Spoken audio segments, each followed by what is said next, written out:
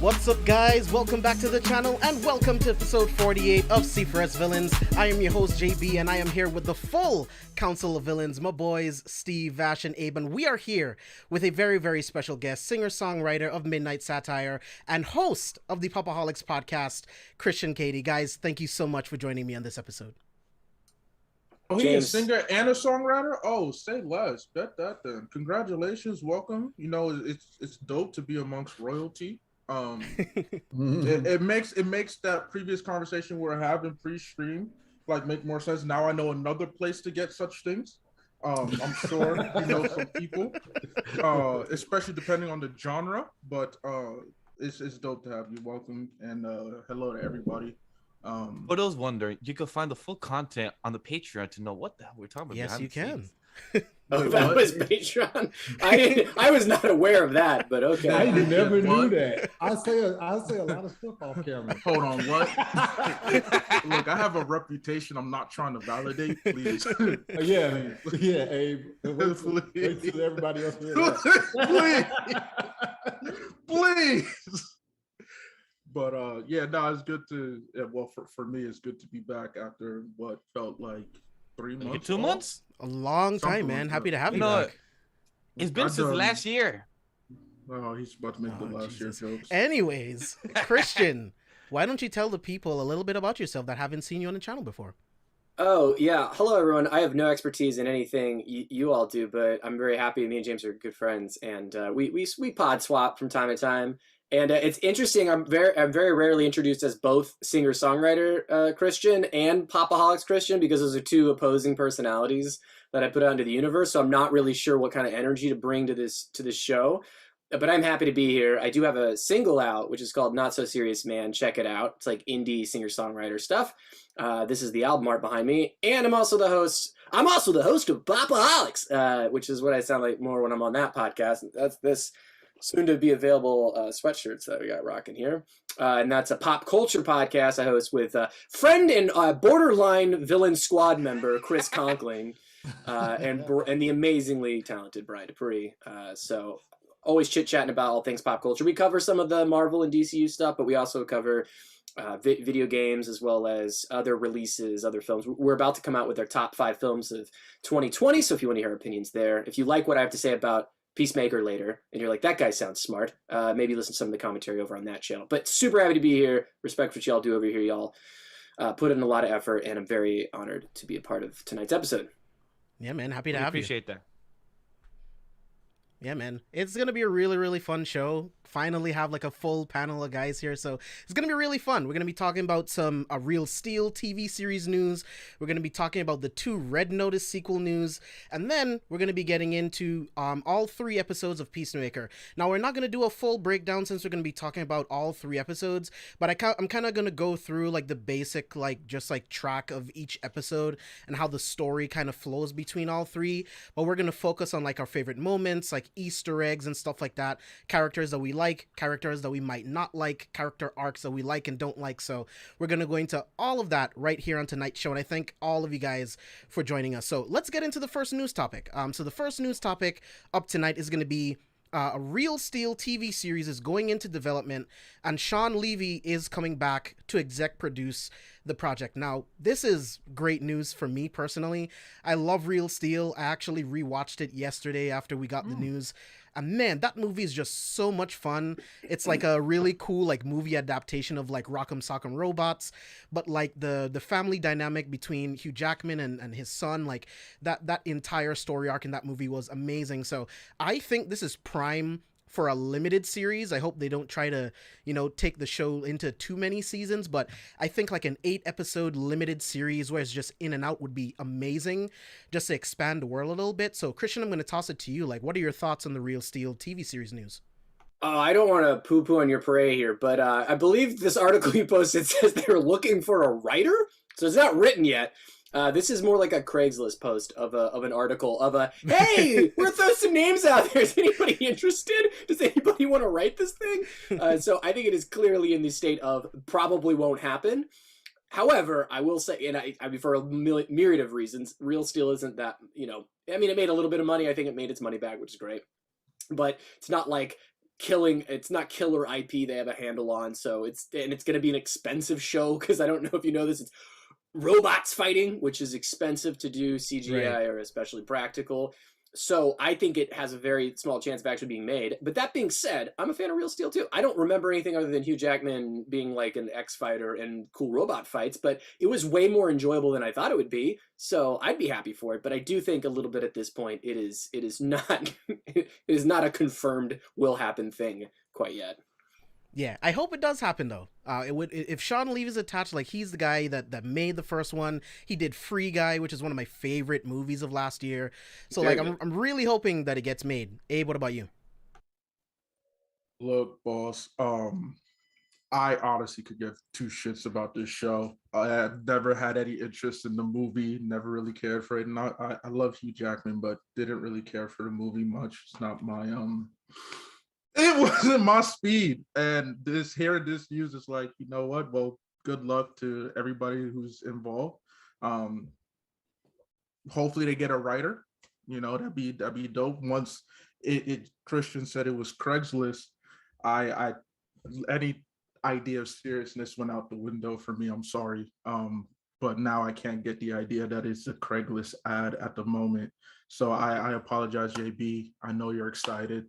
I hope it works out so well for you. But otherwise, yeah, those are my thoughts. Yeah, that's perfectly fine. Vash, what about you? Well, I'm on the same boat with James, so you're hurting both our thoughts and minds because Vash, that doesn't like guilt trip me in any way. I'm actually glad that I'm hurting your feelings right now. Thank you. And I'm glad you are. Now I feel like I need to shit on it some more. So what else can I say about this? Well, the big ass robots could kick your ass. That's what it is. Those CG robots could just pop out screen. Like, what else can I say about it? Give me some more material. I'm trying to hurt Vash some more. These robots could give them your hands.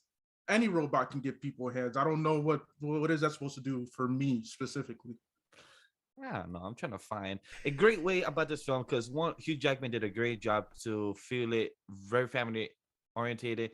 Hopefully Hugh Jackman still attached in this film or some type of cameo in the future because I felt like he did such a great job to bring us as the audience and have some type of connection to the film. I had a great time. I'm a big fan of Hugh Jackman as well, but the film, if I think like from the top of my head, if I have to remember, 7 out of 10 is enjoyable, average, entertaining script, and I felt like it could have had a sequel, but like Chris said, it just broke even. I don't think it was gonna ever get a sequel, but I'm shocked that after many years later, there's talks about it. So I'm curious to see what audience is actually going to be interested to actually watch it on Disney Plus. So I'm very happy for it. Hopefully they do get much audience and bring people back to actually be interested into this film property. Yeah, I mean, I kind of wish I'm glad that it didn't get a sequel, because I mean, in the film he fights the champion, right? Like Adam fights the champion in Zeus, so it's like who could forget James what happened in Real Steel? How could you? Champion? Come on, I fought Zeus. Come on, like I do not remember that. Like it makes but sense. It's like just watch it last night. It's like he beat Zeus, so it's like even if you made a sequel, what do you do after that? Like, he beat the champ, so it's like, what do you Go do? international. Go international. Yeah, yeah, that's true. You could do that. So that's what I'm hoping, like, the TV series does, like, picks up, like, what is, like, robot fighting, like, 15 years from where it started out, right? Because that film was already, like, I don't know how many, like, years, decades ahead of, what was it, 2011, I think? So, nanotech. Yeah, that's who what knows, we man? need. Yeah, we need Or to just transformium, who out knows? of nothing. Yeah, who knows? Steve, what about you? I have not seen Real Steel. You should. It's a treat. It's a real treat. Watch it. It's a real 7 out of 10. As Vash It's says. a real 7 out of 10. Yeah, I haven't seen it. I honestly and truthfully, like Abe, I didn't, when it was getting announced and everything, I just was like, oh, Rock'em Sock'em Robots, and I just kept living life. But it failed to move my soul in any certain way. I would go as far as to say, Steve, there's a chance you have seen this film. I think if you started watching it, you might go, oh shit, I saw this movie. It was on like TBS one day, and I like watched like until it went to commercial. Good old TBS. And as soon as it went to commercial, I was like, up, and I just changed the channel. I didn't wait for it to come back. It is on HBO Max, so if you do change your mind and you do want to rewatch it, it's on there. I'm gonna check it out because I might watch it tonight. Yeah, you're gonna go old school. Is on point, so I'll check it out, and then after that, it'll let me know if I'll be excited for a series or not. Yeah, I mean, we'll see. If whenever they do come up with a script writer, I hope that the script is decent. I hope that it's good and it's actually well thought out, because we know Hollywood, like, they're just remaking anything. Today, I saw some news that they're making a reboot to Quantum Leap. They're making a new series to Quantum Leap. I'm like, just make something new. Like, I'm just so sick and tired of all of the reboots, the remakes. It's fucking ridiculous, honestly.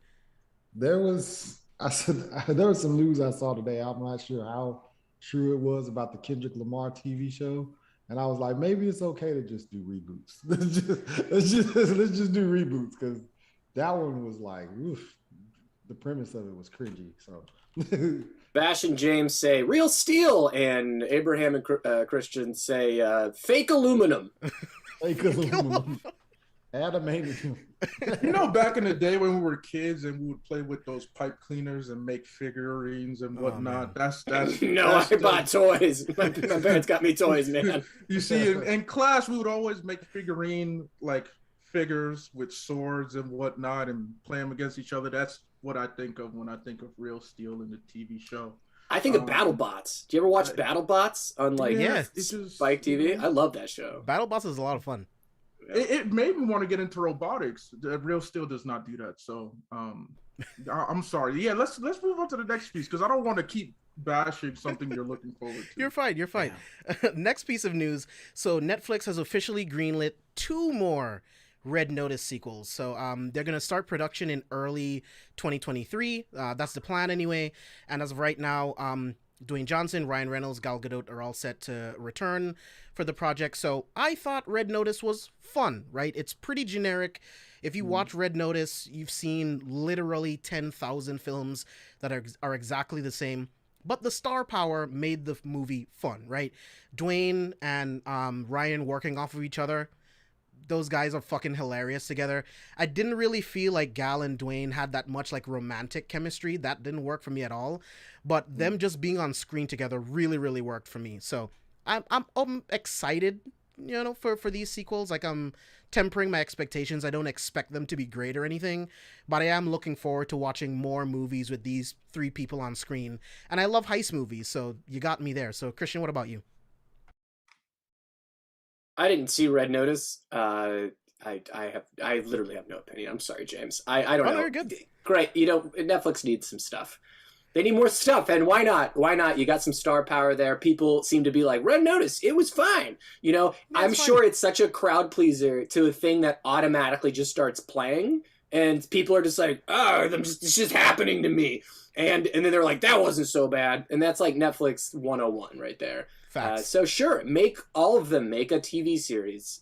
I don't even know what Red Notice is about, but I'm sure I wouldn't love it. But I'm sure, again, if it just started playing and I was tied to a chair, I'd probably be like, there's worse things that would be coming at my face. Go ahead, make 10 of them. Who gives a shit? Ryan Reynolds is an art thief. Dwayne Johnson is going after him. Gal Gadot is also an art thief. She's competition shenanigans. You can imagine what happens. Again, you've seen it. You've seen it 10,000 times over. You're not going to be surprised by anything that happens. Even with like the twists and turns, I'm like, yeah, I saw it coming because I saw this movie in 1995. Like, there's nothing new or interesting about this. So, Steve, I'm going to kick it to you. Like, are you excited for these Red Nose sequels? Like, so I watched it recently, and I thought it was an okay movie. Like you said, I thought it was better than the other Ryan Reynolds 6 Underground. I thought it was better than that. So anything's better than that movie, bro. Oh my god. So I mean, it was fun. And then like, I guess I kind of saw the twist coming at the end. Like I was like, oh, okay, she has to be working with somebody, and you know what I'm saying? Like, because they said it like a few times, they hinted at it a few times. So like when it happened, wait a second, don't spoil it. I might accidentally watch it one day. It might accidentally start playing, and I might be like, "Ugh, I'll leave it on." Yeah. That's why I didn't spoil it. That's why I was just like, oh, okay, she had to be working with somebody. I didn't want to say who, but it was just like, okay, and I can see them coming out with another one, but it's like now they're a team, so it's gonna be a different dynamic than what it was in the first one, where it was like they were competing to steal the art and you're trying to catch her and all this other stuff. So now it's going to be a different dynamic. So I'm interested to see how the different dynamic work with them just being a team from the jump and them working out on a heist and stuff like that. Yeah, we'll see. Abe, what about you? First and foremost, I just want to give a shout out to Brian Dupre in the chat for his name of the trilogy. So we have Red Notice, then we have Red Notification, and then we have Red Bankruptcy, and I find that absolutely hilarious. Thank you, Brian. because that shit is funny. That's smart marketing. You know what? Might as well. I also want to just give a shout out to the people in the chat. Thank you for coming by. Yes, I'm back, which means that I'm going to be a menace. And I'll start off by saying this in regards to this news about the sequels. It is what it is. You know, I didn't hate Red Notice. Like you said, it's generic, pretty straightforward.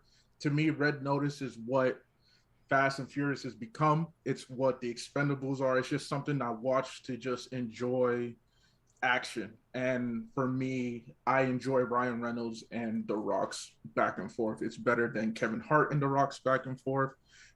It's better than anything really to do with Kevin Hart in the last 10, 15, 20,000 years.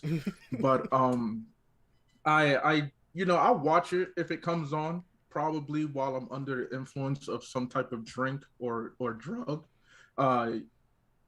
And I agree with you. Wholeheartedly, JB. That dynamic between Gal and Dwayne didn't really capture me in any way. I thought that was pretty dry, hence why the plot twist was just like, while yes, advertised, it still fell flat for me. But again, Ryan Reynolds is a joy when he can just be himself. And when he can be himself with someone like The Rock, it's entertaining enough to be like, all right, let's throw these sequels on. And Christian, you're right. Netflix needs shit. They really do. But I will say that recently, because anybody who knows me, I usually give Netflix a lot of flack with their lack of creativity. But recently, Netflix has started to hit with some of their recent productions, such as the animations like Arcane and whatnot, the Dota series. Their foreign film and show collections have been great, especially their Korean dramas have been solid. So I'll give them this. You know, it's not going to be the best thing they've ever done. Like I said, if you've seen The Expendables, if you've seen Fast and Furious up until Fast and Furious 45, it's the same shit, you know. But I'm with it. I'm not going to rave about it too much. I'm not going to set a date in my calendar to be like, hey, yo, JB, Red Notice came out or Red Bankruptcy came out. You ready to see that shit? I'm hyped. I'm going to call you. Let's talk about it. I'm not going to do that. But if it comes on, it comes on, and I'll watch it one day. Yeah, I'm very excited for Red Notification, though. The Rock is known to build a lot of franchise and get a lot of traction for it, and that's what people hire. Like, for example, Warner Bros. Wants to continue having him more in other future films. So, like, people know he is one of the few actors that still brings in money. So, and brings seats. somehow with Netflix saying that Red Notice was one of the most popular and watched film of that weekend, of that month, of that year. So for that to be said, it makes sense why they want to say, hey Ron, can we keep you for another couple of years? Can you just do 2 more of these films? Like, here's an easy script, just come in to do the job, do the work, and boom. So it makes sense.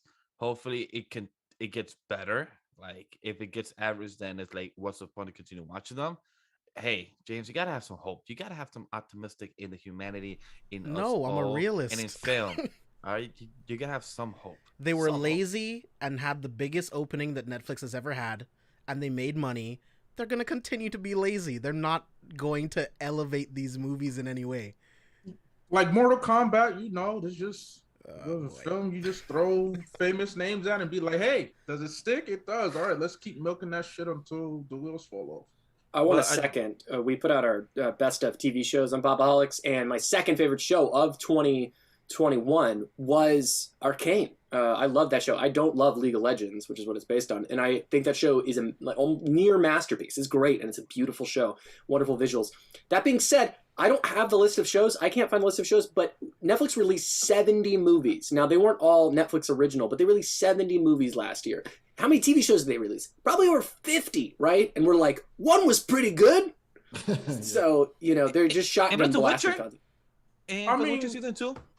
Hey, look, I've not been watching that, but Hellbound, phenomenal. I enjoyed the shit out of Fire, Hellbound. Squid Game, Fire. Exactly. Squid Game, I enjoyed it, regardless of how everybody feels about the ending. Most of what I enjoyed from Netflix personally came from their international selection on top of that, if it wasn't animated. Facts. Although Cobra Kai season 4 just dropped and I've enjoyed all of Cobra Kai. I haven't watched season 4 yet. So they do have a couple of hits, but I'm also not going to overlook that they just, they like the shotgun approach. Let's see what hits the wall and sticks, let's see what that does. Agreed.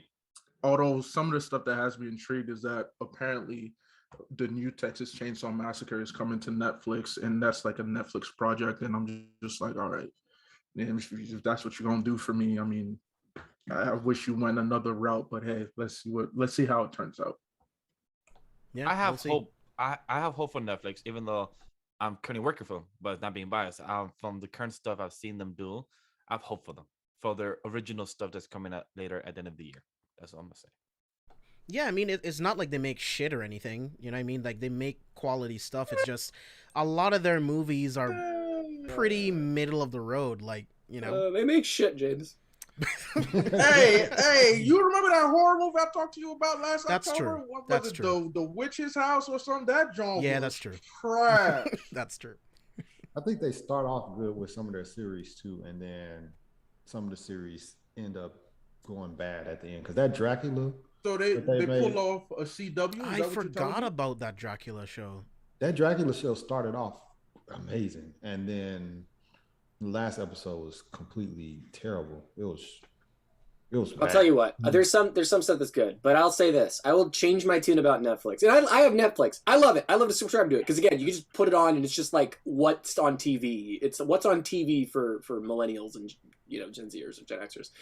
What I will say is if they pick up Why the Last Man and give that shit a second season, I will be a missionary for Netflix. I will not besmirch the Netflix name because I need that show to get picked up because I just finished season 1 of Why the Last Man, which was canceled on FX, and I need a platform to pick that up because I love that show and I don't want it to end.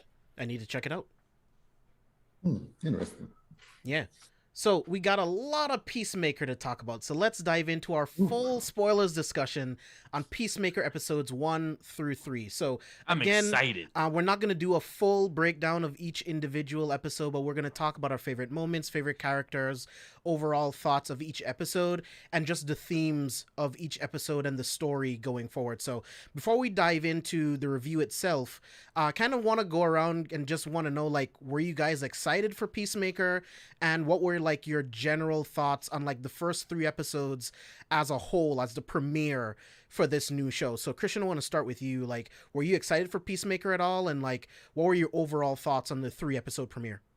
I don't know who this character is other than I watched the Suicide Squad, which I thought was an improvement. And James Gunn is a very talented filmmaker. It really just makes fun deep character films, and great soundtracks, great tone, pace, and vibe. Gets the best out of his performers. Sounds like a really great guy. So I love all his projects. I don't give a shit about Peacemaker. I was like, that's the guy you're going for a show with? And to be honest, I would not have watched it, all three of these, if it wasn't for you asking me to be on this podcast. So that being said, I do have to thank you, James, because this is one of my favorite TV shows I've seen in a while. Like, from a comic book TV show standpoint, I just love that other people can do different things than what we've seen with the MCU. I always talk about the MCU bar. Like, an MCU show is going to be entertaining, right? It's going to be at a Netflix good level of entertaining. But it's kind of very samey. You know, these boxes, they're never going to go around. They're never going to be too this or that. It's going to be very family friendly. And that's okay. I think that should exist. I'm not besmirching the fact that it is, but it is very samey. It's like, here, welcome to the Cheesecake Factory. You can have anything you want, but it all tastes like Cheesecake Factory, which is great. But to see a show like this come out, written and directed by James Gunn, a filmmaker, coming to a long-form TV show, seeing John Cena, okay, who I think, Cockblockers was one of my favorite films a few years ago.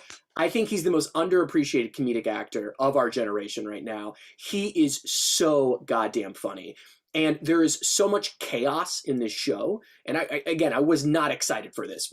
Even James Gunn directing it, I was kind of like, just the subject matter doesn't interest me. So to take me from there to, wow, everybody in this is talented. The writing's really hilarious. I do think that overall it's a little raunchier than it even needs to be.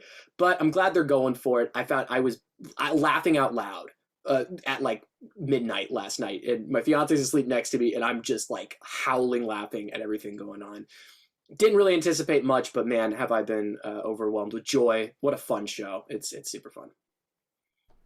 Yeah. Vash?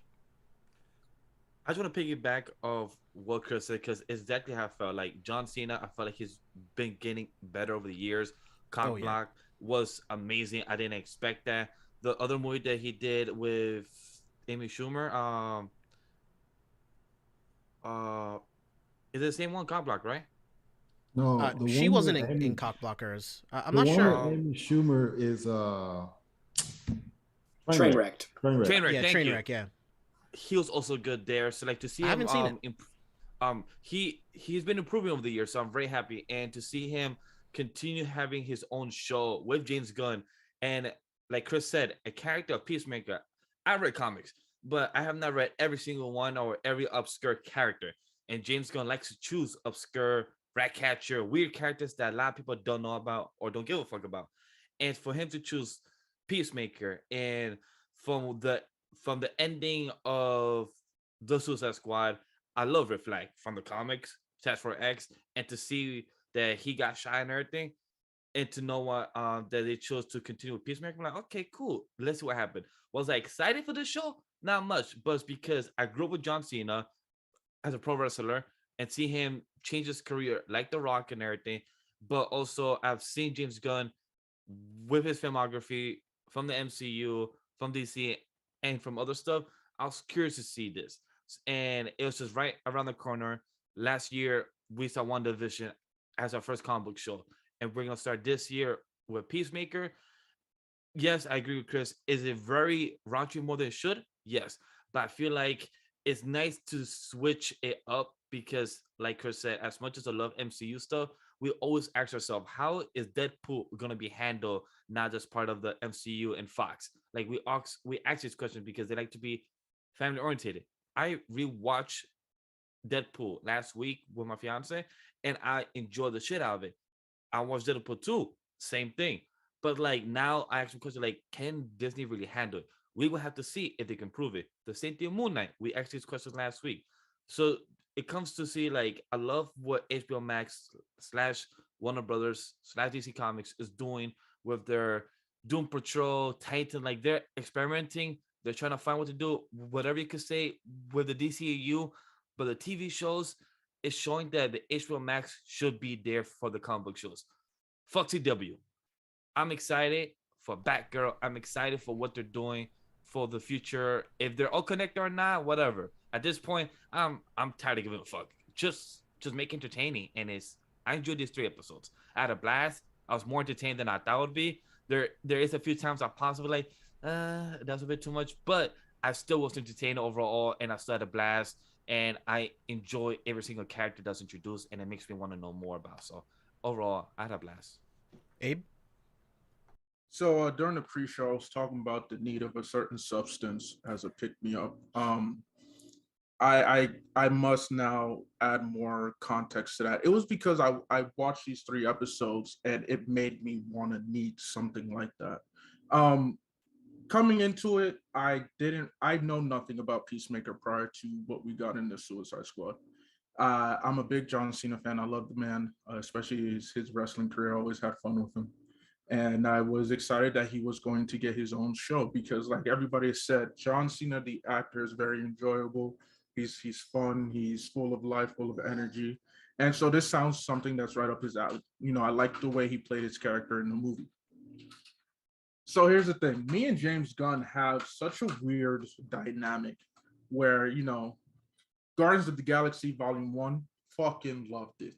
It's one of my favorites, right? Then we get Guardians of the Galaxy Volume 2. It is one of my least favorites. Then we get The Suicide Squad. Enjoyed it. One of my favorite films of last year. And then I get this, and I'm not sold on it just yet. I'm not sold on it just yet. I can see the potential, but I can also see how flat this John can be, especially for me. Some of the stuff feels forced. It really was a kind of a chore for me to get through these 3 episodes. I kept looking to see how much time I had left. I was really glad that they were about 40, 45 minutes. As I said in the pre-show, if it's not for careful for spoilers, I don't know if I would have been like, all right, let me watch all 3 right now. I'd been like, let me go to this later. So if y'all don't see me on a future episode of Careful for Spoilers, just know that Abe was like, yeah, I don't feel like watching this shit no more. But we'll give it a go. There were definitely some things, some characters, some moments that I did enjoy though. And I'm looking forward to getting into those when we dive in further. Real quick before you go, Steve, I kind of want to piggyback on what Steve said, on what Abe said, because I'm like, I'm right in the middle of everyone right now. So, like, I think the show's good. I love John Cena, much like Abe. Love the first Guardians movie. Despise Guardians 2, but love the Suicide Squad. So I'm really all over the place with like James Gunn and like his humor sometimes I feel like the jokes just go on way too long, and that was my biggest issue with Guardians 2. There was just so many jokes, and so many of those jokes just went on way too fucking long, and I'm like, dude, I'm no longer invested. Move on to the next thing, right? So that kind of annoyed me in some parts of these episodes. And then I also felt like, especially the first episode, it's a little too heavy-handed with the social commentary, and I'll go into those like specific things once we get into the episodes. But it's a little too heavy-handed. It's like representation is very important. It is very, very important, but it gets to a point where it's like it's borderline like pandering and just beating you over the head. Like, oh, look, we got representation here. Oh, look, we got representation here. Oh, we got it here too. It's just a little too much, and sometimes it bugs me. But I'll go into a lot more detail there. But overall, I'm liking what I'm seeing so far. Like it's really funny. John Cena's comedic timing is so fucking on point. Like the dude is just insane with the timing. But can't wait to get into it. Go ahead, Steve. For me, I didn't have any expectations really going into it. Like I didn't, much like Chris said. I didn't know anything about Peacemaker before the Suicide Squad. So when I found out that they were doing a TV show about him, I was like, okay, whatever. But then you were like, we're going to review it. I was like, all right, let's watch it. And I'm thoroughly enjoying it. I don't mind. I do not understand that there is raunchiness, but I read The Boys. I read The Preacher. Though Garth Ennis in general is like one of the most raunchy writers in general. So, and I read those and got through those. Like, so I wasn't really, I mean, I saw the raunchiness, but I was kind of like, it is what it is. And I just kind of glossed over it. But for the most part, I really enjoyed this show. I think it's funny. I like John Cena. I think he's hilarious. He's also, you brought up Cock Blockers. He's also got a Hulu movie with Lil Rel Howery and I can't remember. Yeah, that's right. The movie's hilarious. It's like a vacation movie, and yeah. Like, it's actually pretty funny. And I know about that one. Yeah, it's actually pretty funny. So he's funny. It's Lil Rel Howery and Yvonne Orji, and then John Cena and the girl that plays his spouse, and they meet on a vacation and do all this crazy shit. But like, I'm used to John Cena now kind of being in those crazy, you know, scenes and moments and things like that. So this was just more on the top of the icing on the cake. And like I said, I really thoroughly enjoyed this. I'm not gonna lie. Yeah, I want to mention something too. You mentioned Preacher and what was the other show? The Boys. The Boys. What's so interesting and fascinating is that he still carves out something different. It is similar, like I'd say it's almost borderline The Boys, because how they're taking these characters and being like, if you were a character that murdered bad guys, you are just a sociopath. Like, there's no ifs, ands, or buts about it if you murder people. And they make a lot of jokes about this. But I think The Boys is much more focused on, like, here's the political ramifications and power dynamics of a superhero group. This one's more focused on the personal, what James Gunn does so well, which is focus more on these people as people in their strengths and weaknesses, as sociopathic, you know, super people. So I enjoy those comparisons. I think they're very apt. But what's also interesting is how he kind of carves out his own James Gunniness with how he's handling this content. And plus, it's crazy how, like, I've tried to watch The Boys twice and I cannot get into it. Like, I've tried up to, I think, episode 3 or 2, or I think max 4, and I just cannot get into it. Like, probably I need to watch it one day in the future again, but I've tried it. It's just not my thing at the moment. But yes, Abe, I enjoy Peacemaker. I have a lot of fun of it. I laugh. I had a great time. I think The Boys is a better show that's about more important things, right? But what I think you're missing and what you like about Peacemaker is that the jokes per minute, the overall tone is a lot more fun. And The Boys has some fun. It has some humor, but the humor is mostly like kind of state of the world depressing humor about the state of humanity, which is some people's bag, some people's not bag. This show is more like, we're gonna make a fart joke and a dick joke and also have some gruesome action and have fun with it, you know. Yeah, I only mentioned The Boys and Preacher because of the comics, because we were talking about raunchiness, and they don't even touch anywhere close to what it is in the comics as far as raunchiness, and it's like unnecessary. And I know Vash was like, sometimes I pause and was like, it's unnecessary, and it didn't really bother me because I'm used to reading those types of things, so that's why I was just bringing that up, honestly. What's up, Abe? You good? Yeah, it's I'm on JB's time right here, baby. You know, this is JB. You go ahead. You take us to the promised land. Yeah. So let's get into episode 1. So episode 1 is pretty much just us getting to know Peacemaker. We're getting little bits of information about the team that we saw in the Suicide Squad, and then pretty much just getting into what Project Butterfly is about. So the first scene that we get is Peacemaker in the hospital, and he has this really, really funny conversation with this janitor that I thought was actually absolutely fucking hilarious. So kind of just want to start with you, Christian, and like, what was your thought on that opening sequence with him talking with the janitor? We've seen this before in other James Gunn works where he's able to, again, with Guardians. I came into Guardians not knowing much about the Guardians outside they were playable characters in Marvel vs. Capcom, right? Just had no attachment to these people. But he's able to do what so many writers I don't think get right, or directors, when putting together something like this, when you really are introducing so many people cold. He hooks you right away and gives you the tone of the show, where I think that if you like that opening scene, you're going to like a lot of what's happening, and you're going to get a lot of the dynamics of how this is going to play out, what the characters are going to be like, what the humor is going to be like. And it is put me at peace when I watched it and said, like, okay, I'm going to enjoy this. Like, I instantly was like, I'm in good hands again. James Gunn is very funny. I vibe with his humor. And having the janitor just go like, you're that racist superhero, like immediately off the bat. And just having that trust conversation about, you know, just like, he's like, I won't tell anybody your secret. It's like, that's exactly what we're talking about. It's so quick. It's able to be dirty. And like, again, part of the joke too, is it reverse shots on John Cena's bare ass, right? And that's part of the fun, right? While they're having a really kind of quick-witted conversation about trust and about his baggage as Peacemaker. I think it's brilliant writing for the tone and what the show is offering. And I think if you like these opening scenes, I think you're in for a good time. Yeah, especially when they're talking about how Aquaman fucks fish. Just like, what? Yeah, I knew because of Twitter guy. I'm like, yeah, just trust Twitter. I'm like, because yeah, just supposedly believe the same. everything you read online. But I mean, that's the point of Peacemaker, right? Like, because you know these people exist. Where just they just read anything on Facebook. It's like, oh yeah, of course it's fake news. Of course climate change isn't real. But Abe, what did you think about the opening sequence? So for me, I was glad that they started off by like a Suicide Squad recap and whatnot. It helped me remember how much I enjoyed that movie and to bring focus. And then, like Christian said too, that first, the hospital scene, it went from serious, like, oh yeah, this is what he was supposed to do. Damn, he killed our dog, Rick Flag.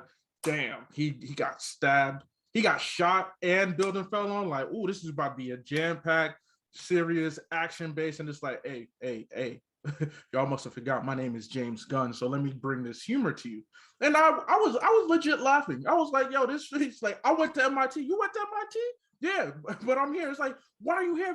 Exactly. That's why you should have trusted me. And I'm like, I'm enjoying this. And like you mentioned, Christian, he's talking about we seen his bare ass in the back. I'm like, all right, cool. I enjoyed it. When we got to the title sequence, I didn't know what to. I was like, oh, we're gonna talk about that because that shit is awesome. But I agree with Christian. The opening sequence right before the title sequence, it was enjoyable. It was humorous. It was engaging. It really captured me. I was like, okay, all right, I'm willing to get invested. And then I'll share later why I was like, I'm not willing to be invested anymore. Steve? I enjoyed it. I thought it was hilarious. It was just the whole back and forth where he was kind of like, where I was about to talk about the fact that he was like, yeah, you should probably kill more white people. And he's like, what? He's like, I killed everybody. Like, he's like, it's not about that. He was all like, yeah, but he's like, you kill a lot of people of color, but not white people. And then he kind of back and forth with it, and then turned around and he was all like, talking about, he's all like Aquaman, like you said, and he was like he's like, fucking men and women. Okay, do your thing. He said, but when it's fish, that's when I draw the line. It was just like, what did they even talk about? His timing, dude. Like, it's like, what are they even talking about? But it was funny because it was like the whole thing that he noticed was that she was like, you're free to go. And he was like, wait a minute, I'm supposed to be, going back to prison, I guess. And he was like, I'm free to go. So he was kind of like really shocked at that. And then he was like, can I trust you? And kind of like, trust you not to tell on me and rat me out and stuff like that. So I thought that whole dynamic of that conversation was cool, but it was like, where are they going? They just rambling. It was hilarious.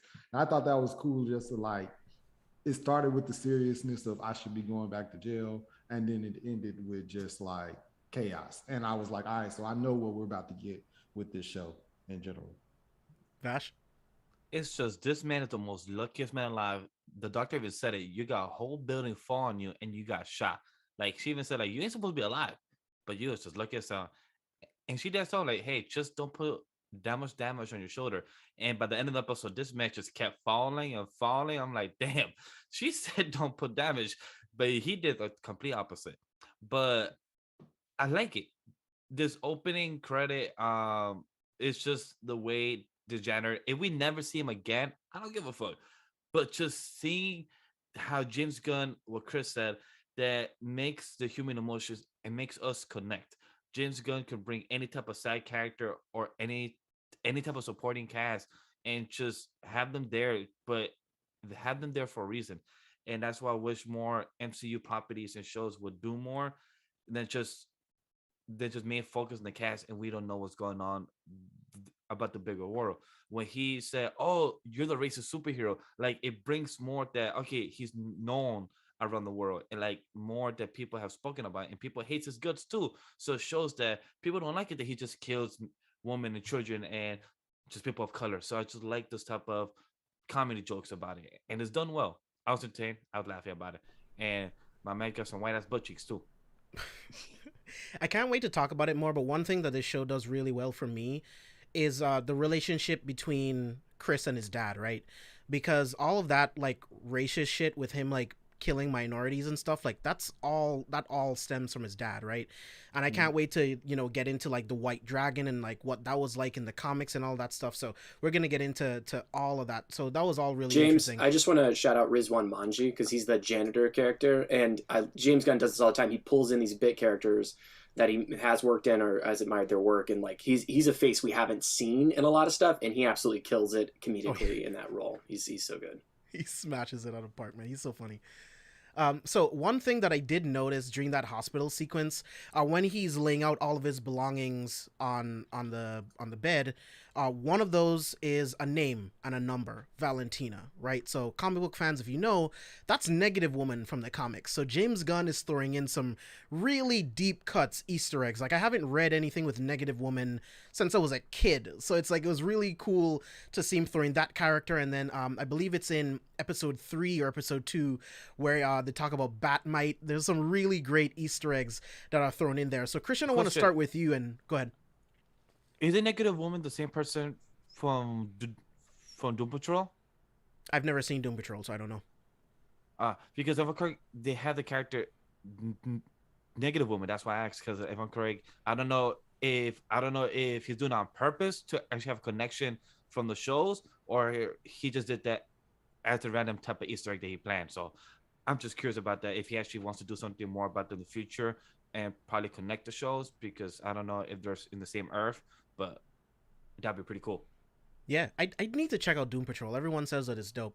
But Christian, what were your thoughts on the the opening like title sequence? Like I love the song, by the way, and the like dance sequences are absolutely ridiculous, especially like Robert Patrick. Like it's all pretty crazy and wacky. Like what do you think about it? I want to learn it. I actually listened to the I'm watching a couple shows on HBO Max, and just as a heads up, there's a companion podcast to every show now. So they're trying to compete with you, James. They're trying to fight you with your recaps. But James Gunn was actually on there, and he was talking about how when he was shooting it, nobody knew what the fuck he wanted. Like, because he's like, I want them to dance and I want it to interpret things that are happening in the show, and I need it to be whimsical, but they're deadly serious. Like, funny dance moves, but everybody is fucking serious. And I can't imagine like only James Gunn can get away with that, because he was like, no one knew what was happening. But I think the end result shows the dichotomy of like, they deal with serious issues. Like they have to address the fact that Peacemaker killed Rick, a good guy, in the last one, and we have to be okay with that, right? And they need to justify that and explore him as a character. And they're dealing with these heavy things. I mean, later down the road, you get involved with like assassinating children, right? There's heavy shit the show has to deal with, but it is ludicrous and silly. So how do you best like interpret that into an opening sequence? I've seen a lot of opening sequences from TV shows, and guess what? My hand is on that skip button. I'm ready to skip. Fun fact about these, they subtly change episode to episode. James Gunn revealed this in that interview. And so it's important that you watch it. So amazing and ludicrous, absolutely baffling. And this starts off with his, we get a taste of what's to come, which is James Gunn's fascination with hair metal throughout this entire series, which is such an odd choice, but so perfect for the character. It's madness, and it's crazy, and it's ludicrous, and I love it. Steve? Yeah, that was the most fun I had with the intro Right. in forever. Like I actually, like the first time I watched it, I just went on and rewinded the intro because I was like, Hey, I was like, what the fuck is going on? It was another situation where I was like, yo, what are they doing? And I enjoyed it. I ended up tweeting immediately about it and was like, this intro is fire and stuff like that. But I never noticed that it's changing. So now kind of want to rewatch the intros again to see the subtle changes. Things that I was noticing though was like, you know what I'm saying? I was like, okay, when is this character going to show up? Or when is this character going to show up? And even like with the janitor being in the intro, it makes you think like he's going to be a huge part of the show. And he's just like a quick character. You know what I'm saying? Like, just like the next door neighbor, his dad's next door neighbor is in there, and you're just like, you thinking he's gonna be all over the place, and he's just like a quick, like, hi and bye. And I'm just like, okay, so they really brought in every single person. They made it have fun. I think this was more fun because I don't know about you guys, but for the Hawkeye, the I can do this all day thing and stuff, I enjoyed that. So, but this was it grew on me. This was more I'll fun. take this 10 times, 100 times, Oh, yeah. a million times over the for sure. Hawkeye. I can For just all sure. day. For sure. But like when I saw that for Hawkeye, I was all like, oh, this is something different that you're getting out of a comic book TV show that we don't normally get. And then James Gunn was like, hold my beer. And then we get this intro, and it's like, fuck, okay. Like, I really enjoyed this intro. That shit was funny as hell. Abe? So before I talk about that intro, I do want to just point out something that Ash had said. So that negative woman that we got there is the one from Doom Patrol. We also got her in Legends of Tomorrow, and we also got her in Young Justice. Now, whether they're all related is currently unknown between Doom Patrol and this one, because they all are different iterations of each other so far. So we'll have to see a couple more episodes. In regards to this intro of episode 1, it started playing. I was like, what the fuck is this on my TV screen right now? I'm gonna be honest, maybe I'm a thief of joy. I just looked at it like, what Grinch. The hell is going on right now? And I meant to pause it because I was like, wait, let me finish this activity first, and then I'm gonna go back and watch it. But I accidentally pressed skip intro, and I said, you know what? I don't feel like going back. Let's just continue with this shit. But when I made sure I didn't skip when we watched episode 2 and 3. I'm gonna need you to relax. And I came to the realization that I don't know if I will ever continue watching the intros for this show because it just throws me off. It's so unexpected, and it makes me confused about how should I take this show? Am I taking this super like, hey, Abe, suspend all beliefs of anything serious? Is this supposed to be comedic? But at the same time, I'm like, yo, there's so much potential for this shit to smack, to really bang. Right in the middle. And then I get to, and then this intro throws me off, and I'm like, bro, at this point, when I'm watching this show, and if I leave the intro on, it's because I'm in the kitchen doing something else at this point. It's just like, let me use this as break time. Obviously, it's not apples to apples, but I'm going to assume on this Villains cast, you're a fan of Avengers Endgame. I like most of Marvel's movies. You know? Okay. So suspending your belief about the realities of things isn't difficult. I think it's just difficult with the tone. Because that movie, I'm going to spoil that movie, but that movie's about a giant purple alien stealing 6 limbs to snap away half of existence. Oh, look, that's different. That's a stretch. That's a little bit of a stretch. No. Here's the thing. Cosmic energy. Oh, okay. Here's the reason why it's not a stretch. You don't need to explain all this. To me, Darkseid is my Lord and Savior. So big monstrous alien looking things. Don't, you know what? I believe in Lord Darkseid. All right, I believe in Apocalypse. I believe in everything he stands for. All hail the anti-life equation. It's just like, bro, John Cena dancing like this. And not just that, could never exist. It's everybody else, and it's especially once I watched episode 1, and then I was like, all right, let me make sure not to skip the intro to episode 2 and 3, and seeing how all the characters portray themselves, and then seeing them dance the way that they do, I'm just like. But think of it as like interpretive dance. Have you ever seen like Full House when everybody's like, right, everywhere? No one does that in reality. Who the fuck? If my mom just was making mac and cheese, turned around to nobody and went, I would be like, what the fuck is happening? See me going like this, like oompa, loompa, doopity. So you have never been doing that? So you've never been high or come out the bathroom and be like, to do some weird dance? No. It's an interpretation. It's an interpretation. I definitely dance randomly. Oh yeah, there's a difference between dancing randomly and there's a difference between like lifting your arms up, like doing some. Abraham, like, hey, Abraham, the dance isn't actually happening. It's the imagination. Maybe I was on that stuff I was talking about already. Now imagine the whole thing. If it was that, then hey. The dance isn't canon. They didn't organize all the members to like in the reality of the show. Like the dance is an introduction to the characters. That dance is not canon to the plot of the show. Oh no. This is their version of the what if. The what if. Motherfuckers is. Like you got Mern, and I'm like, Mern, you got such a serious face, and then you do what you do, and I'm like, what the? How did they have time to practice? Hardcore, I'm like, shorty, you and you looking dead in the camera, like, yeah, I'm about She to. did. Like, Yo, when girl came out the doors open, she literally goes, dun, dun, dun, dun, dun, dun, dun. It just really creeped me out. It's basically what it comes down to. I was. It's good. I think was it accomplished. I So think it accomplished. what was more weird? The grooving gorilla dude that be working out in the gym and just randomly bust out and dance, or John Cena? They both was like, that's a great ass question. Too big to be dancing like that, but great ass question. I'll give it to the gorilla dude because John Cena. It's so interesting when it comes to wrestling. I'm gonna need you to chill. When it comes to wrestling, John Cena seems so much bigger than he actually is. And then you know, when we get later into the episode, I'm like, he's still a buff, like big motherfucker, but he's not as big as he looks like in the WWE and whatnot. It's like, for me, it's like I grew up with John Cena, and he was like, he came out with the bling, he came out with the attitude, like, so I felt like John Cena,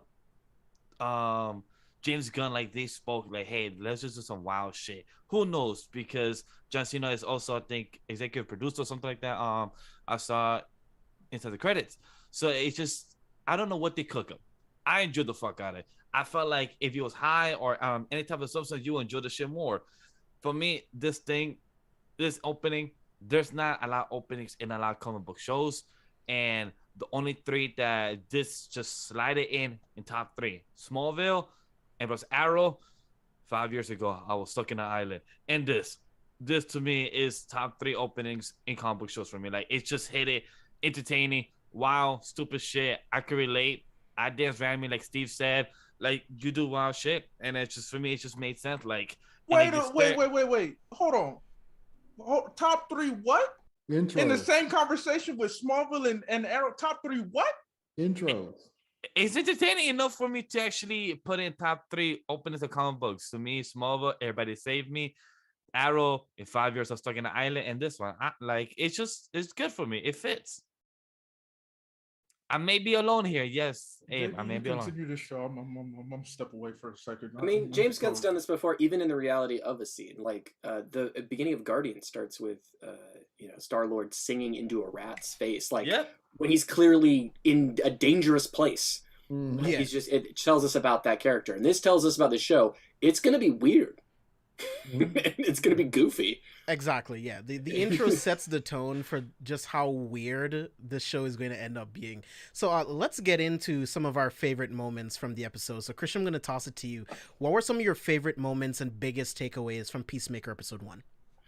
I hope I don't mess up. I'm gonna really try hard. I watched all three last night right before I went to bed. I will try not to confuse each episode, but and I'm sure you're gonna hit on a lot of them. So hopefully I don't add one that's from a wrong episode, but I try to get one. I think the meeting of Peacemaker and his dad is one of the most important scenes in the first one, because you watched Suicide Squad, you watch the show, and you go, Peacemaker is a sociopath in so many ways, and he's so messed up, and he's kind of like, his line that they pull from the show, and they kind of base the idea of the show on, is, I believe in peace so much I'll kill any man, woman, or child to have it, which is just, it's a dichotomy of his ethics, and honestly a statement on American peace policy, right? So all of that is very humorous, and that's really jacked up. And he killed Rick Flag, so we're all like, we don't really love this guy. He's funny, he's John Cena, but he's kind of messed up. And then it's like, well, wait till you meet his dad, and we're like, oh, he's way worse. Like, now I understand it, right? I believe, and I can't believe they said this, and I do think it's a counterpoint to what you said about some of the casting and how they frame maybe the initial relationship and some of the wokeness, is that outright his dad says straight up, like, go kill some like drug dealers, or I don't know, blacks, or so, outright of like, oh shit, that is heinous. A couple slurs. Ooh, oh my goodness, it is absolutely horrifying. And once they're able to show both of those characters, you go, oh, I feel bad for Peacemaker. Of course, he's trying to get the approval of his racist, horrible father, and that explains so much. And now we're rooting for him again, which is so critical to this type of weird show juggling this morality. And then to roll right into Eagly and the eagle giving him a hug. I mean, that is the show I'm here for. Cutest thing. and then he's calling out to his dad like, Dad, picture. Dad? I'm like, Dad, where are you? Did you go buy some That milk? was one of my favorite scenes of all of episode 1. Was the eagle actually? I was like, you know what? I fuck with That's this cute. eagle for real. Like, you see, this eagle's going. I'm like, this eagle knows what he's doing. This eagle's not just some random eagle. This eagle's going to be reacting. We probably going to get some type of dialogue. Now he's not going to actually speak. I hope that doesn't happen later down the line. But he will react, and he did. You know, he'll screech when he needs to. He'll laugh when he needs to. I'm like, you know what? I fuck with this eagle with that hug. I was like, that's very nice of you. Welcome home. Yeah, James And Gunn so the talked CG about, looks amazing. James Gunn talked about, yeah, I think it looks really good. I wouldn't be surprised if they're doing some mix of practical puppetry or something, because there is a something that seems very tangible about it. He likes that, you know, Groot was kind of the stand-in character. Like, he loves to have these characters that don't talk, and Eagly is very much that. And Groot was very lovable. He's very smart about putting those anthropomorphic, you know, characters in his show. So love that. And so that's kind of like, I think, what's working the best in the show and actually tying it together as a narrative or as a character piece. And then I'm only going to comment on one more thing, because I know we got a lot to get through. The well thought outness of almost everything in the show. John Cena has an iPhone 5C.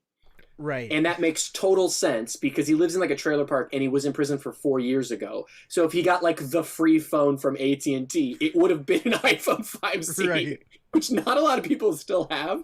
And I just appreciated that detail. Yeah, when I saw it, I was like, is that a fucking iPhone 5C? Blew up.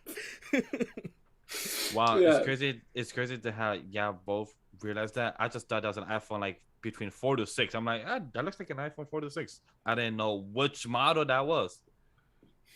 Yeah, I mean, working at Apple, you stare at them all day. But Abe, what were some of your favorite moments and biggest takeaways from episode 1?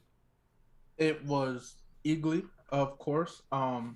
And yo, I mean, this is my Niger bias coming through. But Adebayo, you know, I just like, oh, okay, they gave her a Nigerian ass last name. I'm like, I fuck with this. And it's just, you know, I say that I'm conflicted a little bit regarding this show, especially the jokes, but I won't deny John Cena this. His delivery doesn't miss for me.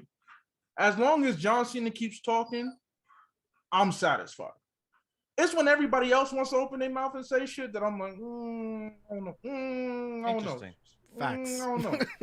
But definitely Eagle hugging his owner again was fun. And yeah, that was really my top tier scene.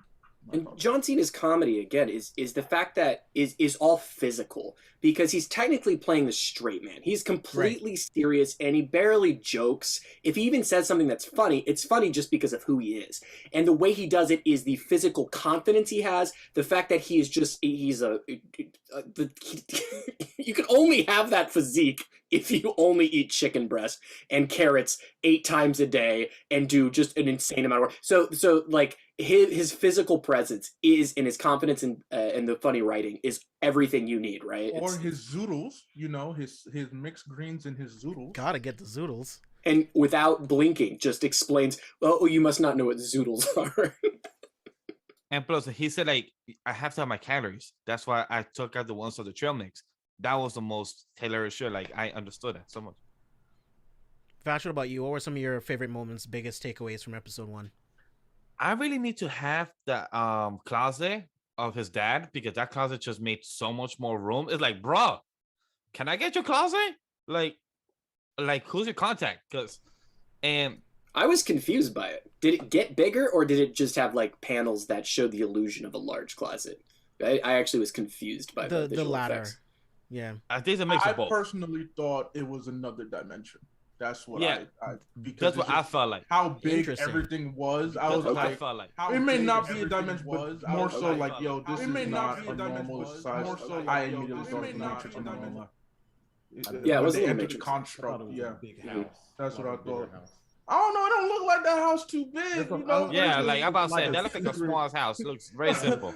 I was like, oh, his daddy got money or some connections to be able to have this and have the room full of just different versions. I was like, yo, you got one that, underwater, one sonic boom, one that, later in, I think, episode 3, you mentioned scabies. And I'm like, oh, Daddy been working, apparently. And that's what I'm curious to see. Like, hopefully by the next couple episodes, by 8 or 9 episodes, hopefully we see the other different versions of the helmets. I was sad that we lost the car, because I would have been interested to see what else can you do with this car, because it looked cool. But at least we survived with the eagle. And I love the joke that, like, are we gonna find a mantra? But then by the end of the episode, he technically fuck a mantra. So that was hilarious as fuck. Yeah. By the way, fucking her going freedom. Right, like just screaming and like, yo, and he got his ass kicked, but at the same time, like him just singing with a dildo, that was just hilarious. Not just like, any dildo. That is one of the vibrator most dildo. Yeah, vibrators. That's not a sir. That is not a dildo that he was. Yeah, it's technically a back massager, like industrial strength back massager, commonly need used. You to know your toys, please. To stimulate. I didn't want to get specific out here. That's why I didn't want to get. Say dildo. So you choose dildo instead of vibrator. I chose dildo over vibrator. Can we not have a whole conversation on which term I use? People that haven't watched it are now thinking of a big purple dildo and singing into it. Yo, that is completely different from what he I know it's a completely different toy out here, but I'm gonna just continue along with the combo.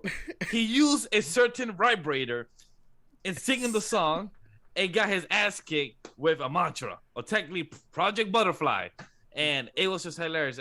And then using the sonic boom, I was just like, oh, so this is what this type of helmets use, and it's voice activated. So those was pretty interesting. That Peacemaker have more than skills like that. He has actually some type of technology like that. So I'm curious to see, does his father actually invent these, or did he do they have a guy to actually invent this type of high tech technology? So pretty curious to see if we're gonna see more of these stuff. Well, they allude to it in the episode that his dad did build the headset. A dildo. So, I mean, Nice one, Christian. Nice one. You also failed to mention, Vash, that the entire fight scene where he's holding the vibrator and talking, gets into a fight, ends up in the parking lot, activates the helmet. He's completely in whitey tights. Yeah, the whole time.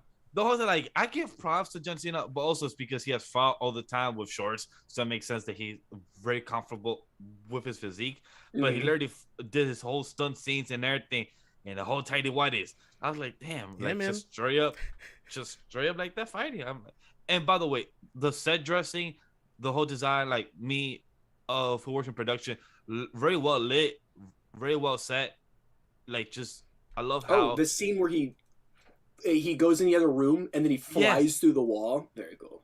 It beautiful 360 angles, fights, and everything. Like the stunts, it was amazing. I don't know with the lady mantra how they go with her stunts and everything, but it was fantastic. I was entertained overall in the whole fight choreography. Steve, what about you?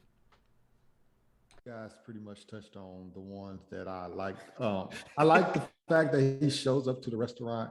They're like, did this motherfucker show up in full cosplay? Like, because he was in full uniform, just walking into the restaurant with the American flag mobile or whatever. That was funny.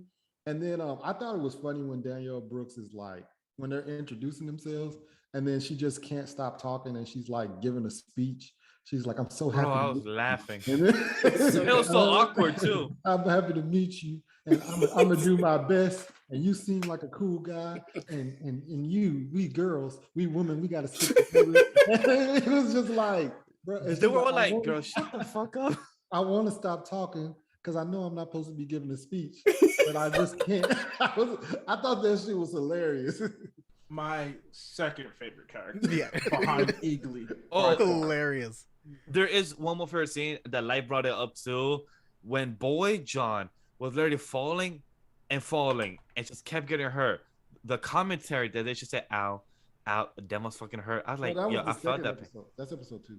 Oh, it was? Oh, my apologies. I must just hold that thought. We'll get there, yeah. I do want to add on to one thing, Steve, when you're talking about him going in full garb. so many times in his show, if you pay attention to the extras, that's my other favorite touch, which is anytime John Cena enters in Peacemaker gear, every single I'll go like, what the fuck is this guy? Is that a bedpan on his head? What the fuck? that whole restaurant scene was pretty funny. And then he's like, hey, sweet cheeks. And then she's like, that's like saying sugar tit. And he's like, no, it's not.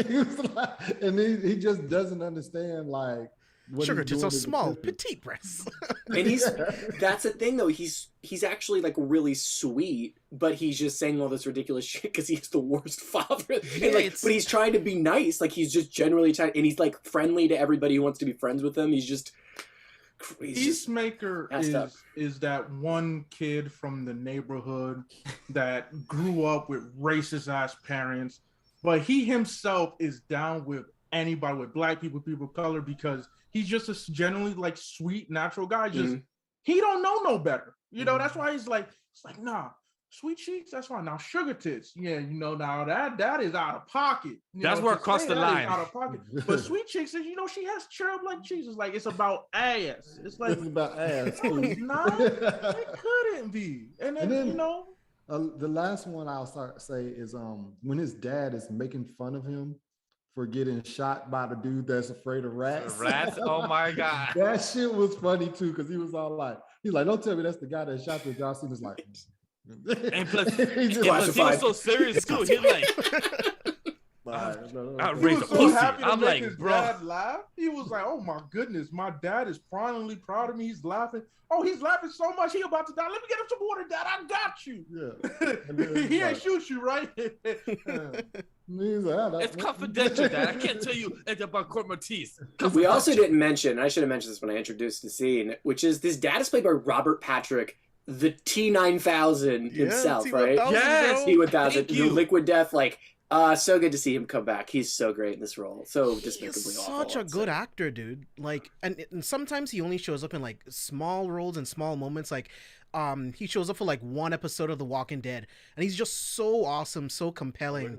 In any role that he picks up. So I fucking love that dude. But yeah, you guys already mentioned all the best moments, but I'll kind of just piggyback off of it. But my favorite moment from this entire episode is just John Cena dancing in his tidy whities, singing into a vibrator, listening to hair metal. It's so James Gunn, it's so John Cena in this world, and it just works so well. It's a soft ballad in hair metal, which is just such an right? You know what I mean? It's like so good. It's so ridiculous. It's so hilarious. And I love like the what is it? The sonic boom from the helmet. I did not see that coming at all. Even though they say it, he's like, yeah, the sonic boom helmet. I just did not expect that. Like this full body shield. And then it just releases this huge pulse in all directions. I was like, holy shit.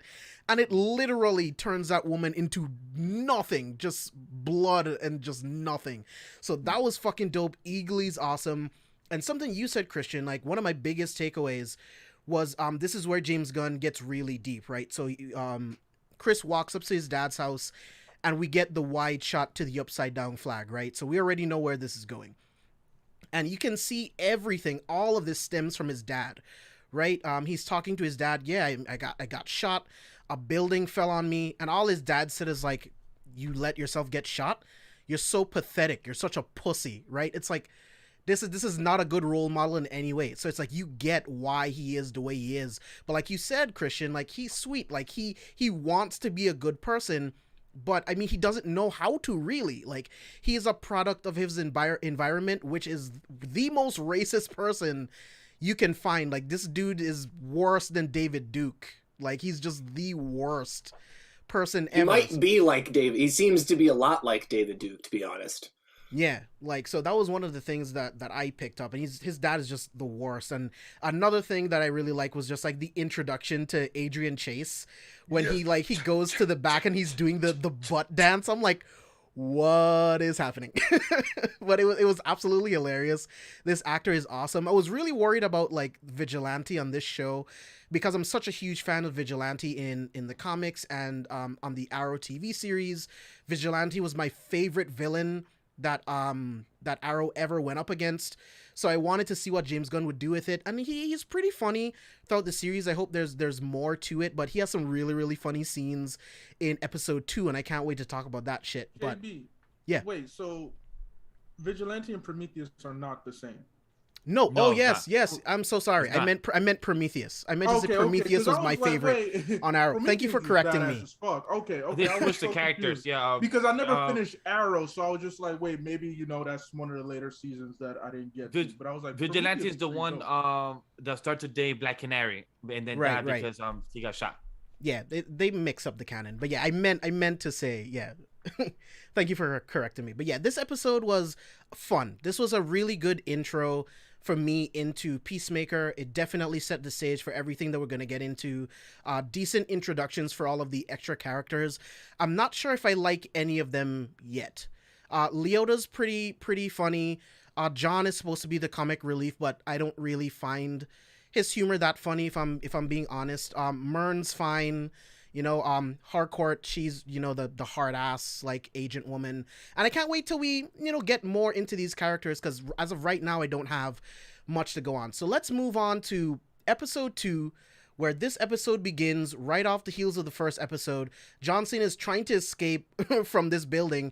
He runs back up into the apartment complex, into the apartment, trying to get the dossier, his costume, anything he can get. And then he starts to steal fucking records or CDs.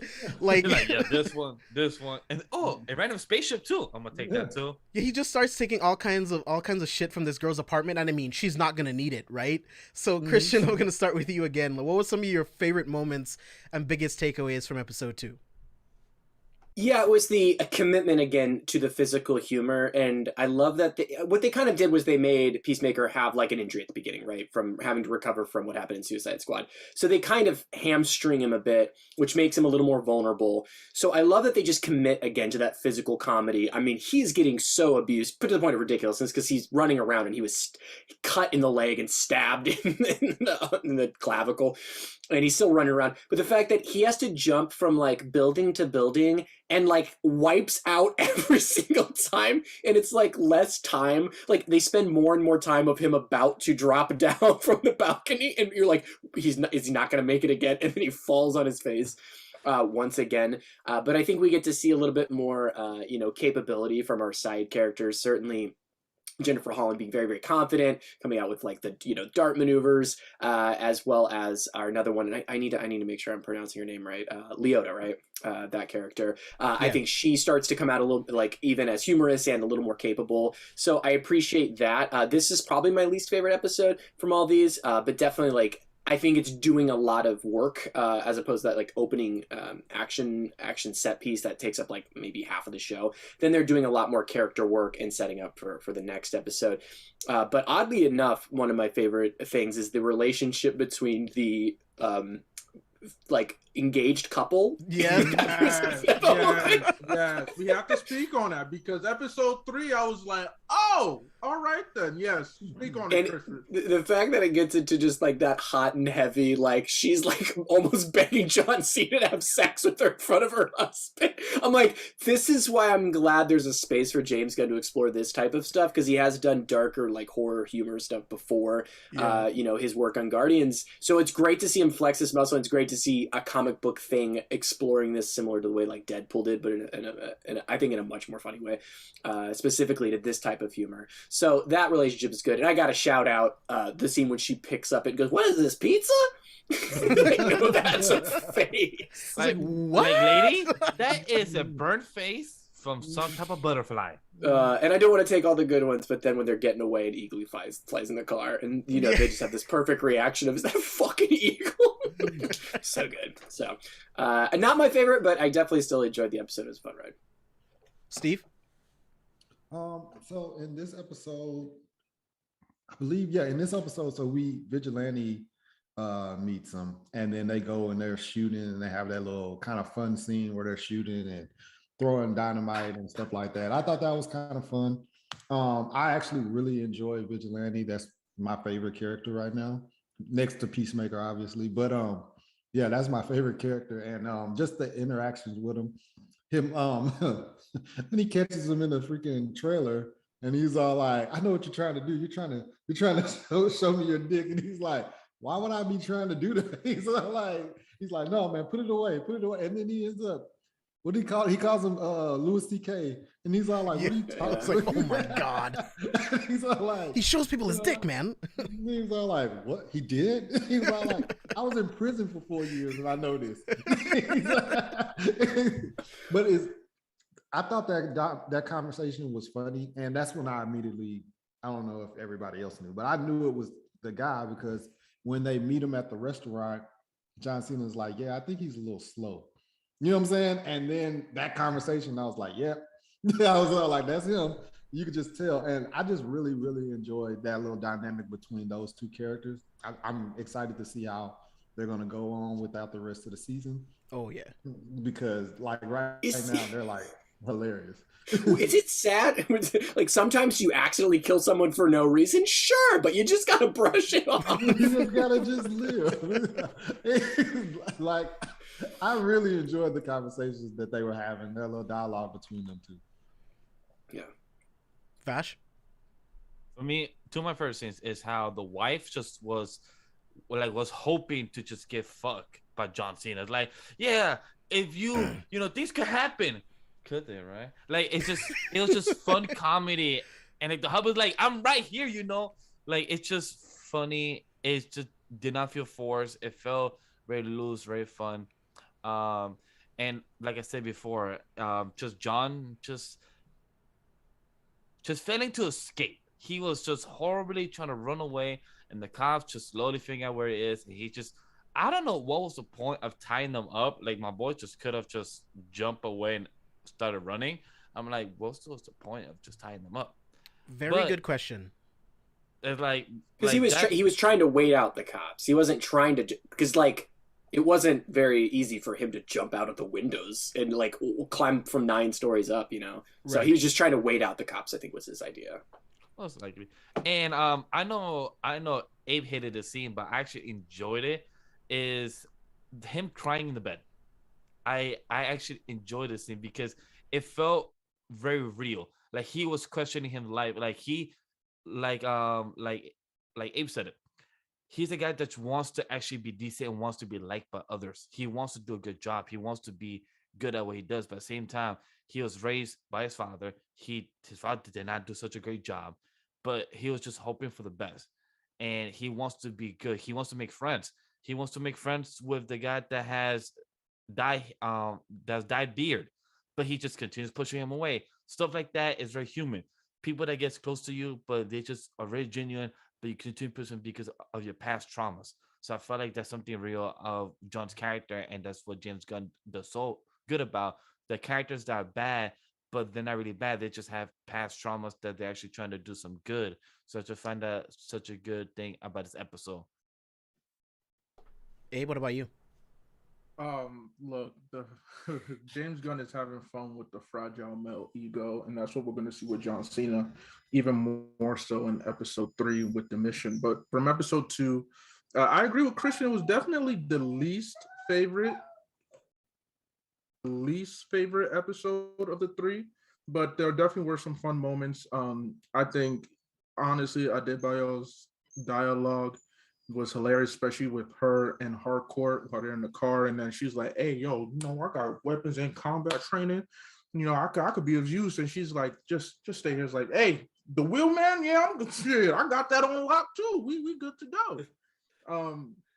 John decided to go back and just be like, all right, let me see what vinyls I can get, what CDs I can get. This glowing stone structure, you know, let me take that bitch too. Let's see what's good with it.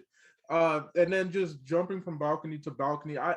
It's not my favorite scene. I know a lot of people are liking it, like, oh my goodness, every time he gets to one, I'm like, sir, isn't there any way you can land with kind of grace, or like look. That's what I thought was funny. Yeah, I've never jumped from like the 6th floor all the way down to the 1st floor, but I've done a balcony jump from the 2nd to the 1st, and I haven't hurt myself like that. And I'm just like, all right, The first Wait, one, I'm like, were He was, you, but were he you was stabbed cut up, in the stabbed, chest? beat up, look, thrown look. from And 5 he's That like, steps doesn't matter. down. My and man he's was like- shot and the building fell on him. At this point, getting stabbed in the chest means nothing. If a building can fall on you, and Well, Well, he Right wasn't in his underwear. parkouring after the building fell on him. Like, Yeah. so, And you got then John shot, Cena's and like that's all you did? 270 pounds. like you know, As soon as he goes forward, it's just top heavy. so He's that like- doesn't matter.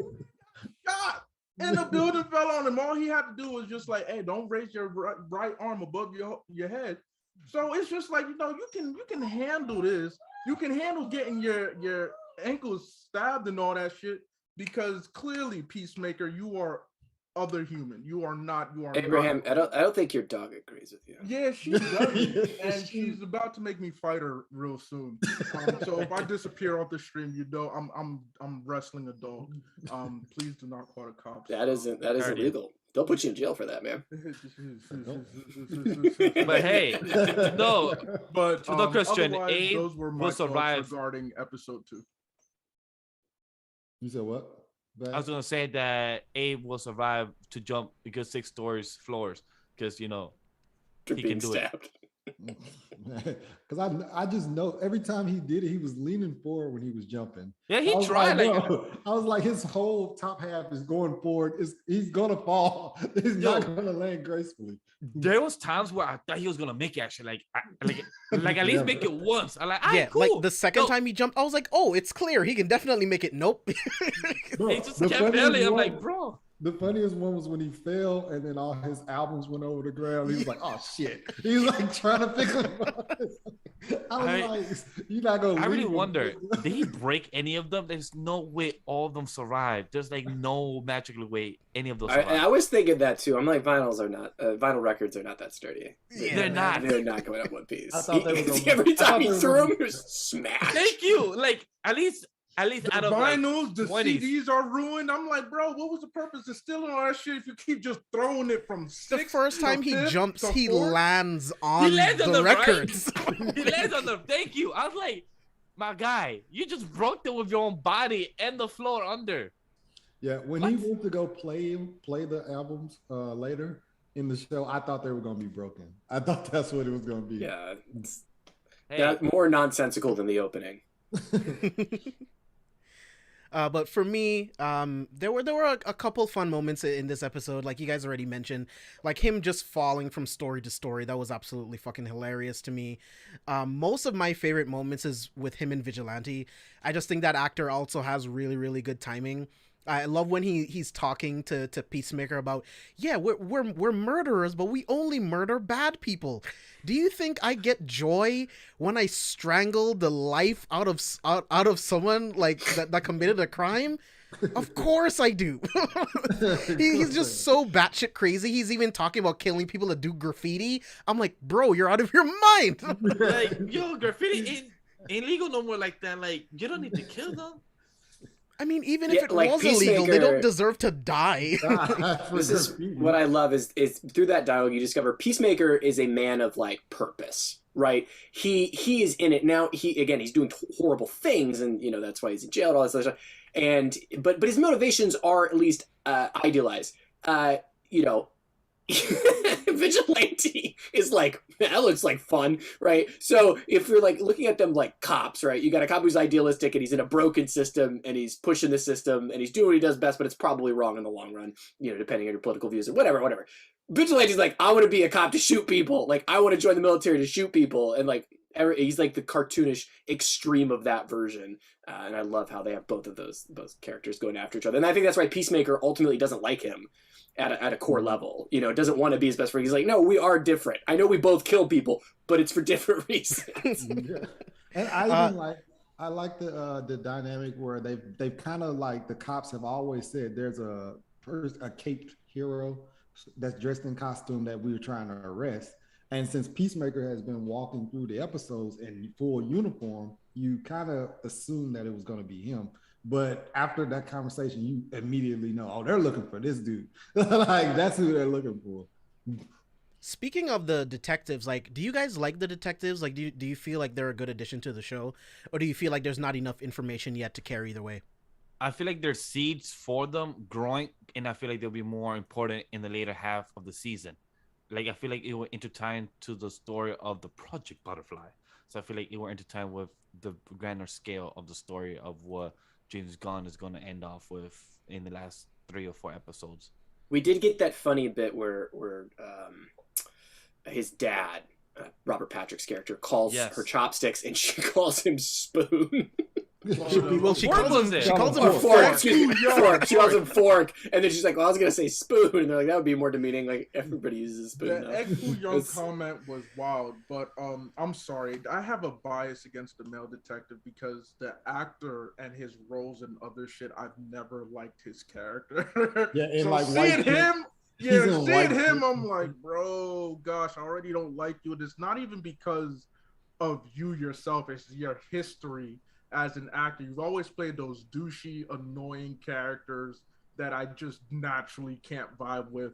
And now I automatically can't vibe with you. And plus, you know where I'm from. It's F50 anyway. So, he's a mark. He's a mark. So we'll see what happens. But in regards to those two, whether they'll play significant roles, we'll see. Yeah, I like him so far. Like, I also think that their comedic timing is pretty good. Their whole back and forth, especially after the Egg Foo Young comment and like the fork spoon comment, I thought they had pretty good chemistry there. But I kind of want to talk about like just like the racist aspects of like Robert Patrick's character in this episode. Like, he plays it up so well, it almost feels natural. It's kind of fucking scary watching him do it. He's such a good actor. But how did you guys feel about the prison sequence at the end? Like, when he walks in, they kind of make it look like maybe these guys might jump him, but really they're praising him as the White Dragon. And for those of you that don't know, in the comics, the White Dragon was a supreme white supremacist that would literally only walk around and kill minorities, right? And they're a whole group of neo-Nazis, and they were all praising him at the end. So I'm kind of interested to see what role Robert Patrick plays in the rest of the series. But Christian, I want to start with you. Like, what did you think about that prison sequence at the end? Yeah, I think it actually gave me the biggest chills and the biggest like uncomfortability with a bad guy in a while for a show that's so silly, because I think it's prepping itself to actually have some pretty stark socio-political commentary on how racism and systemic racism changes from generation to generation. And similar to what I was talking about with Vigilante and Peacemaker being symbols of, enforcement and justice in America, I think that having this and showing the different layers of, so his dad is from the people who ran around and were scary and doing things outwardly violent. Peacemaker's from under the guise of freedom, and showing the dichotomy, and Peacemaker maybe trying to realize that, grow out of that. And you see Peacemaker making a struggle. Like from the beginning, he says, I'll try to kill less minorities and more white people or something, in his own fucked up way, try to logic out of it.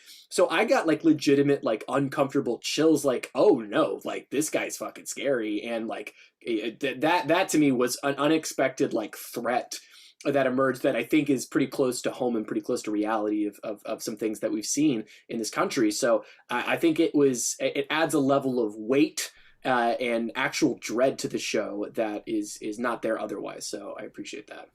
Hey, what about you? In regards to this one, it was just, it's tough. It's tough for me to say because at this point, I'm still debating how I'm supposed to feel about this show, because like I mentioned, there have been some moments where I'm like, yeah, you know what? I'm being too harsh. And then there's moments where I'm like, I don't know about all this shit, man. I don't know about all this shit. So I'm just so confused about where I should stand. And so I have to just wait and see, to be honest, about how whether my feelings will change. Because I feel like by next week when we talk about episode 4, I'm gonna be like, you know what, guys, maybe I was a bit too harsh. Maybe I was tripping. It is getting good again. And then I feel like there's a possibility where I'm like, yeah, no, this shit is trash. JB, I'll be back after Peacemaker ends. Holla at you if Moon Knight drops in March. I think your hesitation is warranted. I do think there is, it's going to be tricky to to weave in the white dragons as a threat with the butterflies. And I'm sure they're connected in some way or will converge. But I think you're right to have some. My greatest hesitation for as effective as I think the ending of the episode was, is how it's actually going to balance the very serious thing of white nationalism, like as terrorists. Like that's a legitimate concern. And to juxtapose that between the supernatural threat, I think is going to be a test of the show, and it could fall right on its face. And you know what, Christian, I appreciate you, because that's ultimately what it comes down to, is like everything else that every other plot line that they're introducing right now makes sense to me in terms of how we're going to explore. It's like Project Butterfly. At the time, we don't know exactly that, even though they already foreshadowed it, like, hey, Project Starfish was about a fucking starfish. So Project Butterfly. Holy shit, am I going to get to fight Mothra? Oh, and then we find out it's a fucking butterfly-like creature anyway in episode 3. But this white dragon aspect is very, very, very serious. And for me, just naturally, I view that, and automatically I'm like, yeah, this motherfucker gonna need his ass beat at some point. And I ain't playing no games. I want no jokes. I want a motherfucking beatdown. But the show incorporates jokes so much where I'm like, is this just gonna be another gag? Like I doubt are you it. gonna take it seriously or not? And if you do take it seriously, I don't want you to be, at this point, depending on how the rest of the show goes and the rest of the storyline, it's going to throw me off if this is the one that you're actually like, yeah, we're going to be super serious about this, but everything else we're going to laugh about and joke about. It will throw me off, you know? That's fair. Steve, what about you?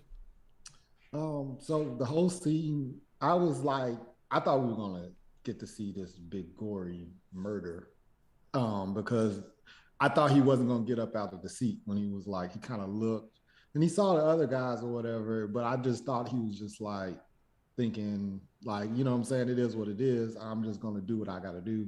And I thought we was going to see this big bloody scene or whatever, some gore and stuff like that. And I kind of wanted to, like, his imposing threat was like, who I am, you know what I'm saying? Get up. And then he eventually gets up. You see everybody, the influence he had. But I thought it was going to be more of a force, like showing his will through that way, by showing his force and stuff like that, him actually beating the man to death or something like that. But yeah, for him to get in that situation, I thought it was hilarious too, that they kept on, like, she bribed them to tell on him instead. And it was just, and then like, even when they, when he hacked the system to change the license plate, and then she's like, so you choose his dad. Like, it's just like, I thought that was funny too, the way that they did that.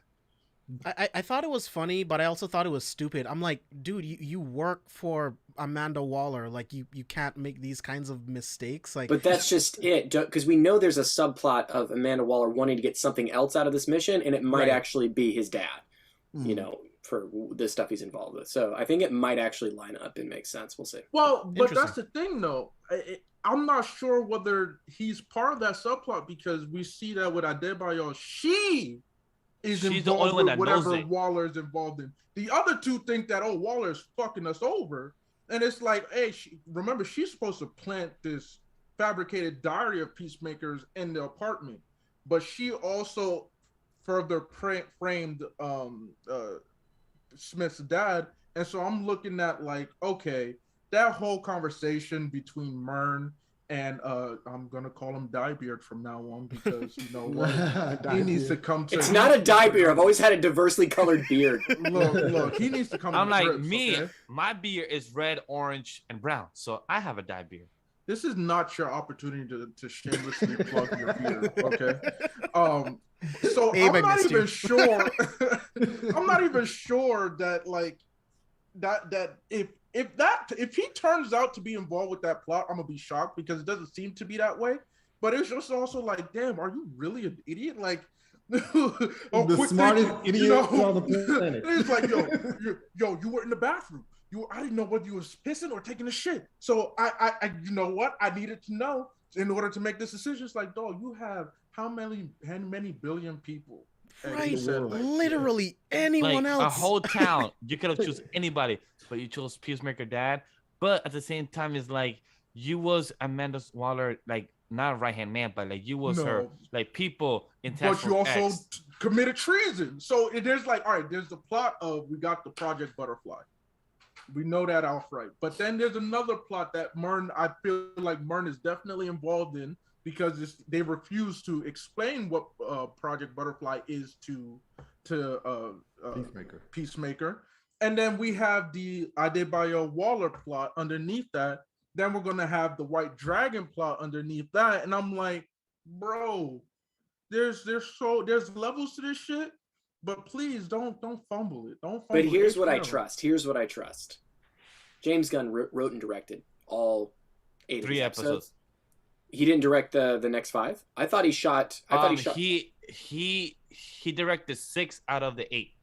Okay, but he wrote all of them. I'm pretty sure. Correct, he did. Yes. So that's where I have faith that it's going to come together, and he didn't write something that's like, oh, when we didn't know what to do with this subplot, this seems like a very fleshed out thing. And if there's one thing I have confidence in, it's at least going to be holistic and have a beginning, middle, and end. So I do think the plots will connect. And I would say don't look past the plot. Like Amanda Waller has shown to be a conniving, I'll give this person just this much information, this person just this information, and you don't know who's who she's puppeteering. And I think that's a good way to play her character. And I agree with you there, because that's why I also like the idea of Adebayo being her daughter. It's like, okay, just how honest will Waller be with her own daughter? You know, she said that, hey, she would lie to her daughter. We all definitely. I feel like, yes, she would naturally lie to everybody, but she would probably tell more truth. And one of the things is we're getting this idea that she wants her daughter in the business. She really wants her daughter involved. Her daughter's like, nah, I'm not trying to do the family business. But we also get to see that Adebayo doesn't really know the extent of what her mom is willing to do. Like, it's like, oh yeah, my mom's willing to sacrifice people. Remember when she's in the back of the van, she's like is she the type of woman? So we know that there's definitely not 100%, but I'm curious as to how much of her plans is she willing to share with Adebayo that isn't going to be shared with the rest, to help us determine, like, yo, is your daughter just another pawn, or is she like your knight or your bishop? I want to know what type of chess piece is she on the board, because that's going to help me formulate exactly like what type of story we're going to get with that relationship between the two. Right. Vash, let me get your thoughts on that final scene, and then we'll move into episode 3.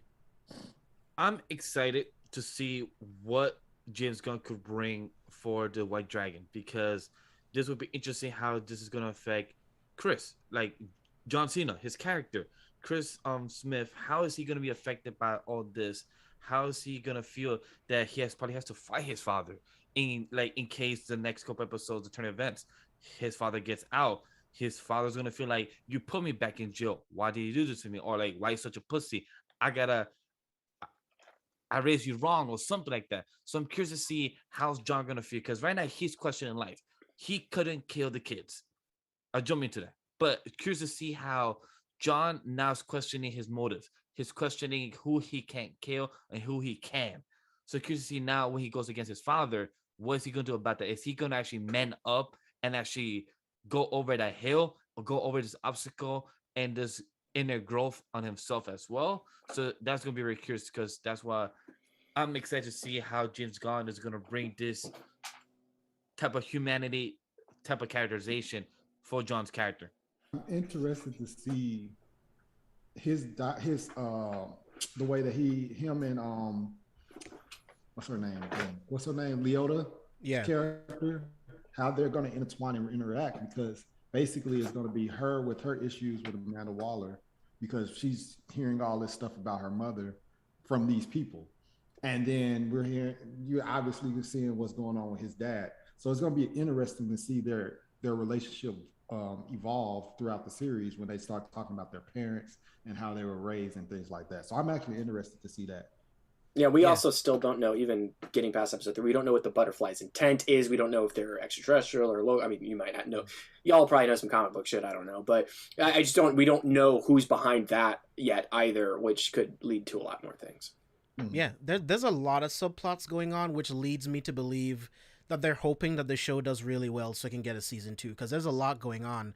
Not to skip too far ahead, but at the end of the 3rd episode, we realize that these butterflies are Yeah, exactly. They're a global threat. So there's no way you possibly can wrap this an up. Avengers level threat, you know what I mean? Right? Nice one. There's no way you can wrap this up in 8 episodes unless there's like some kind of magic button or a gas that like shuts down the mothership I or think some it's going to shit. be contained. I have faith that James Gunn is not, and that the DCU itself isn't really trying that hard. Like, I think there'll be a tease to things to come because they just always do that, and that's just comic book shit. But Right. I honestly, I'm gonna put my foot down and have faith that we will get most things answered by the end of this, season. I actually believe that. I can see like a queen butterfly and they kill it and then everybody else dies or some shit like that. I hope not. I do want to say correction. James Gunn wrote all 8, but he directed only 7, not 6. Interesting. Okay. Yeah. Thank you for the clarification. But yeah, Yes. I mean, that shows a lot of like, I made it. I'm gonna see it all the way through. I have a vision for it, and I want to tell this story. You know, so that's what gives me confidence that it's not going to be something with like, oh man, we had so many empty threads. They really didn't think about that. Come on, it's not a Netflix show. Yeah. So let's get into episode 3. So I really like this episode. We get the full mission with the state senator and his family, and we don't know which one of them. It could be all of them that are butterflies. So it's on the team to stake out the family's house so that they can see which one it is. And this is where Chris's morality is tested. Like, he talks about fighting for liberty and being able and just choosing to kill any man, woman, and child for liberty. But it came to that and he couldn't do that. And that was such a big moment for his character. And this is where John Cena is really showing his acting chops. Something that James Gunn mentioned was that he saw the potential in John Cena's dramatic acting ability and really wanted to give him moments to shine in this show. And it shows, man. Like, I genuinely felt him being absolutely terrified to do this. So, Christian, I'm going to start with you again. What were some of your favorite moments and biggest takeaways from episode 3?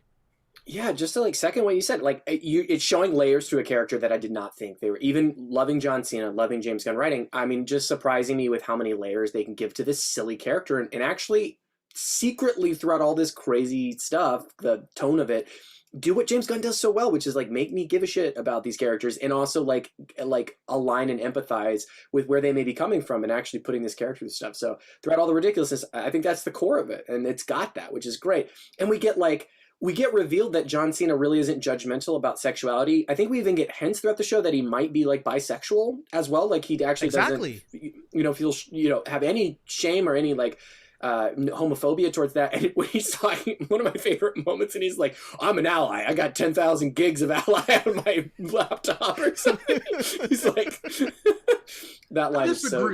I disagree. I don't think he's bi. I think he definitely is. It's just that typical like, in that instance, he's talking about, oh yeah, woman on woman, yeah, I'm down, I'm all for that.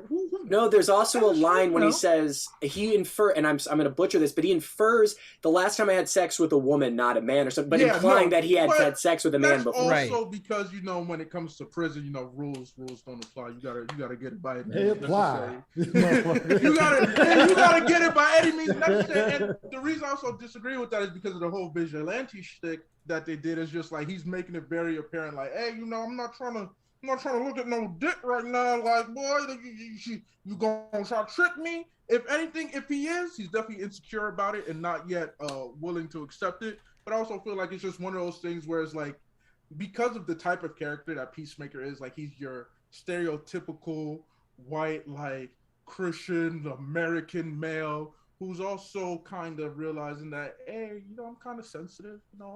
My ego is kind of fragile. I'm more open than most people, like my father would be. So we'll see. Brian, I don't know. I don't know if they cross streams. I'm not sure. I think they did cross streams because they felt like, them, passing the blunt, just there. I felt like they had a threesome there, or I mean, they did, but that doesn't mean that they did anything, Yeah. Well, okay, so I can actually get this straight from the source. Again, the podcast where James Gunn is a guest on it, the companion podcast, he says that when he wrote John Cena's character for the show, he saw him as like a straight frat guy. Like, but that was kind of his attitude. But in working with John Cena, one of the things they explored was the idea of, and they describe it as him being an omnisexual, which I think it implies that he would have sex with a fish.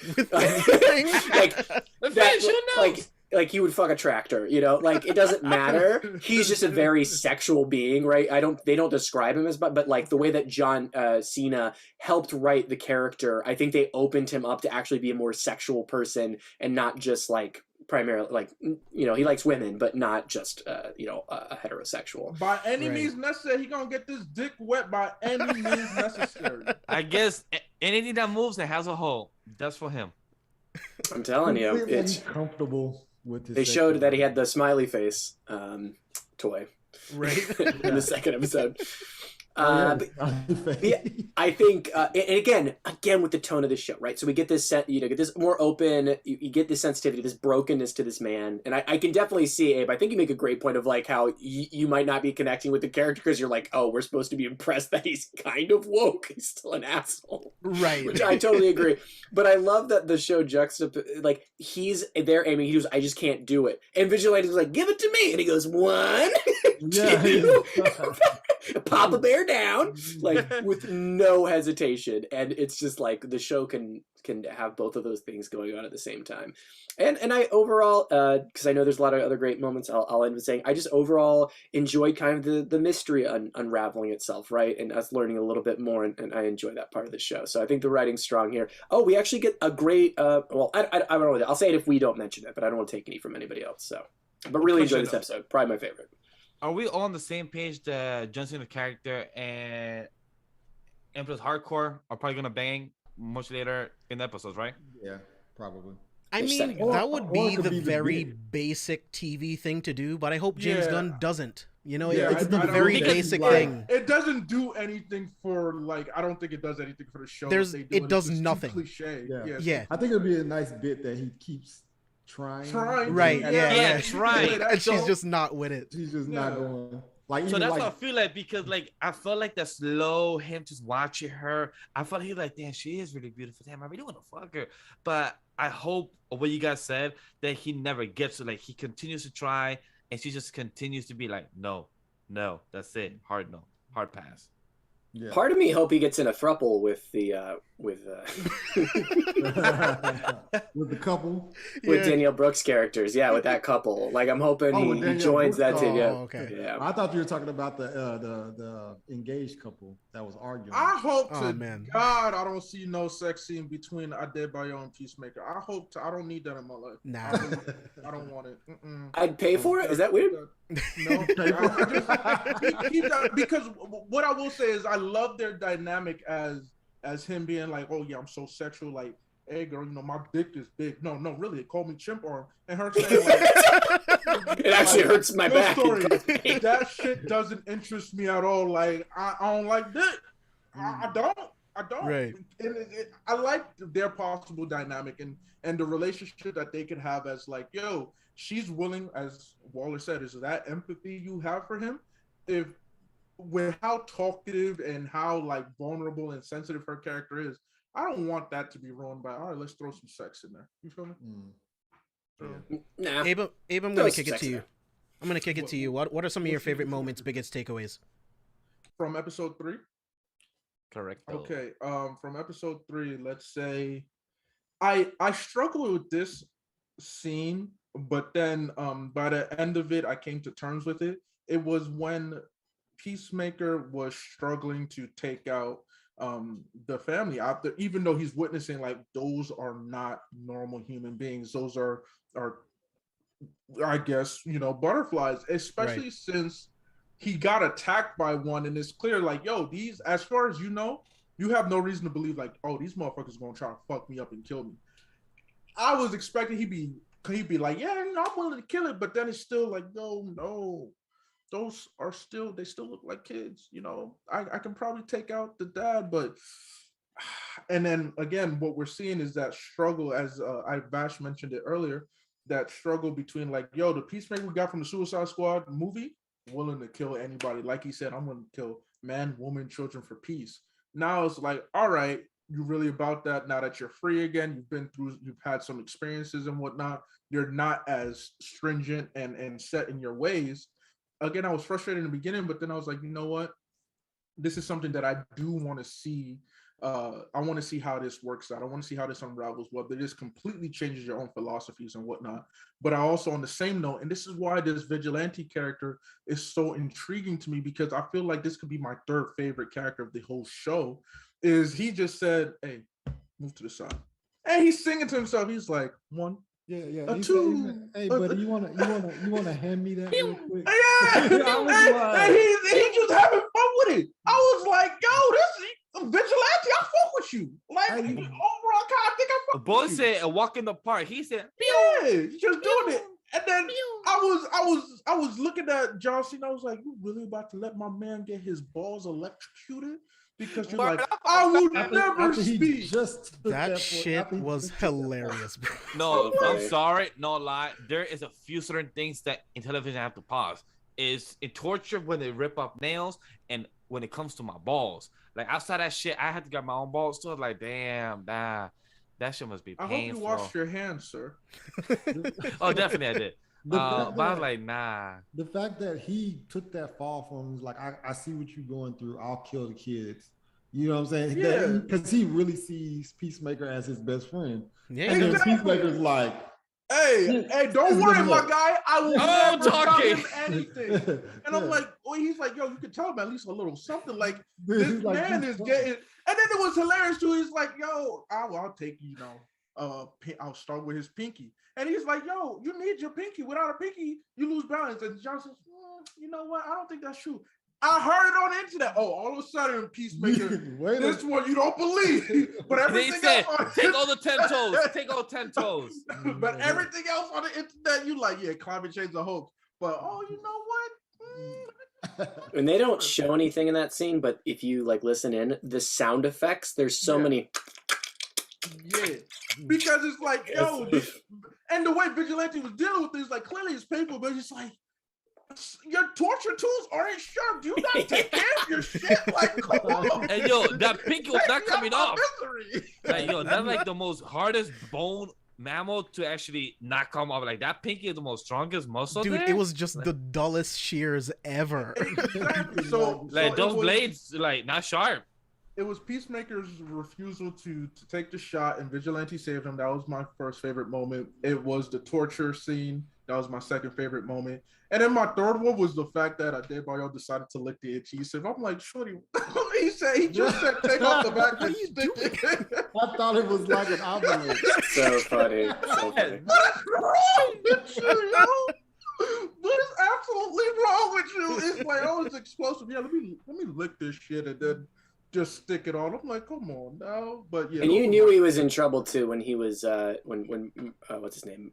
Mern was relying on he's like a phone app to ignite it. I'm like, that's a bad idea. I don't trust phone apps enough for explosives. Right? Usually there's like a distance range and it's like, all right, like Bluetooth, right? It just works because the lab.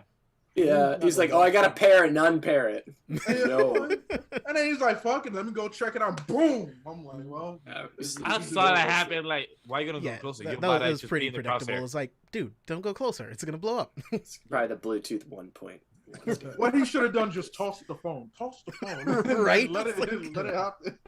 It's the new phone. He ain't got a 5C. That was like a future phone. That was one of those phones that don't exist. Look, Waller was gonna reimburse him. He was gonna get a new one regardless. Abe, any other favorite moments?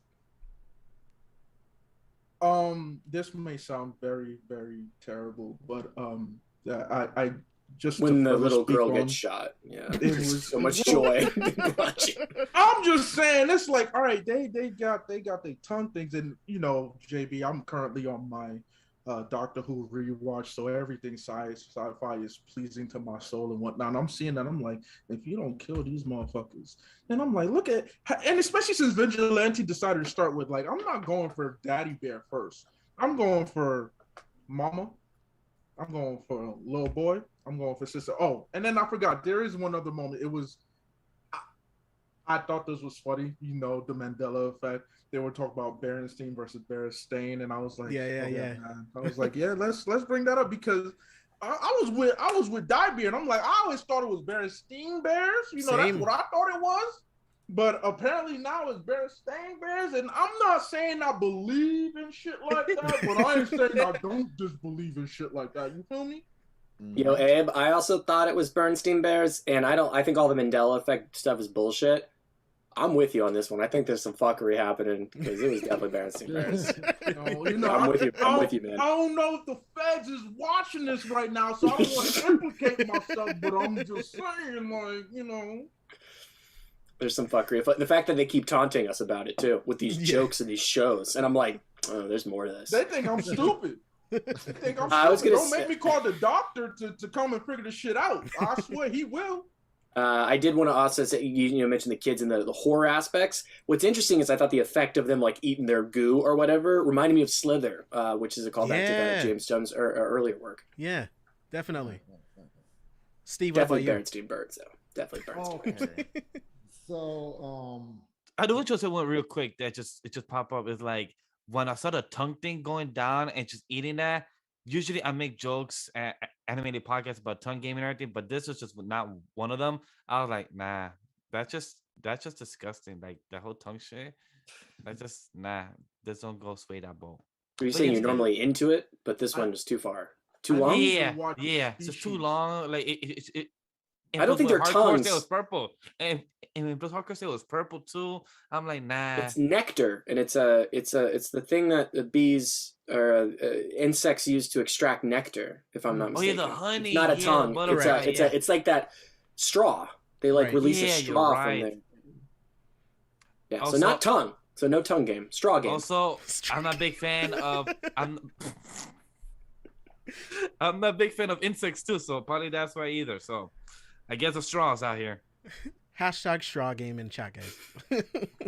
So some of my favorite moments is one of my favorite moments is the Judo Master. Like the fight with Judo Master was whatever, but it was the conversation that him and Peacemaker are having. And Peacemaker is like trying to talk shit. And he's like, remember a couple of minutes ago when I just beat your ass? Like he's like just eating his flaming hot Cheetos. He made flaming hot Cheetos a fucking weapon. And he was like, what do they put in Cheetos? I was like, dude, I would not want to get flaming hot Cheeto dust. Hell no. Right? Burn your eye. So like I thought that was funny as shit just because he was like, oh man, when I get out of these ropes, we gonna have a round two. And he's like, oh, big strong man. he's like talking shit to him. And then I enjoyed when they freaking hit him with the car. He hits him with the car, and then he's like crawling, and he keeps on having to hit him in the head. And he's like, dang, this man he just keeps on doing it. I thought that was funny as shit too. I took a lot of the good ones. Yes, you did. Let me see what else. There's other stuff that happened, but I guess that's it for me. But yeah, but most of the Judo Master scenes was really funny. Yeah. Vash, what about For you? me, that was one of my favorite is that my boy literally used a whole car to stop him from going. My dude is dead as crawling, and my dude whack him in the head. He still's moving.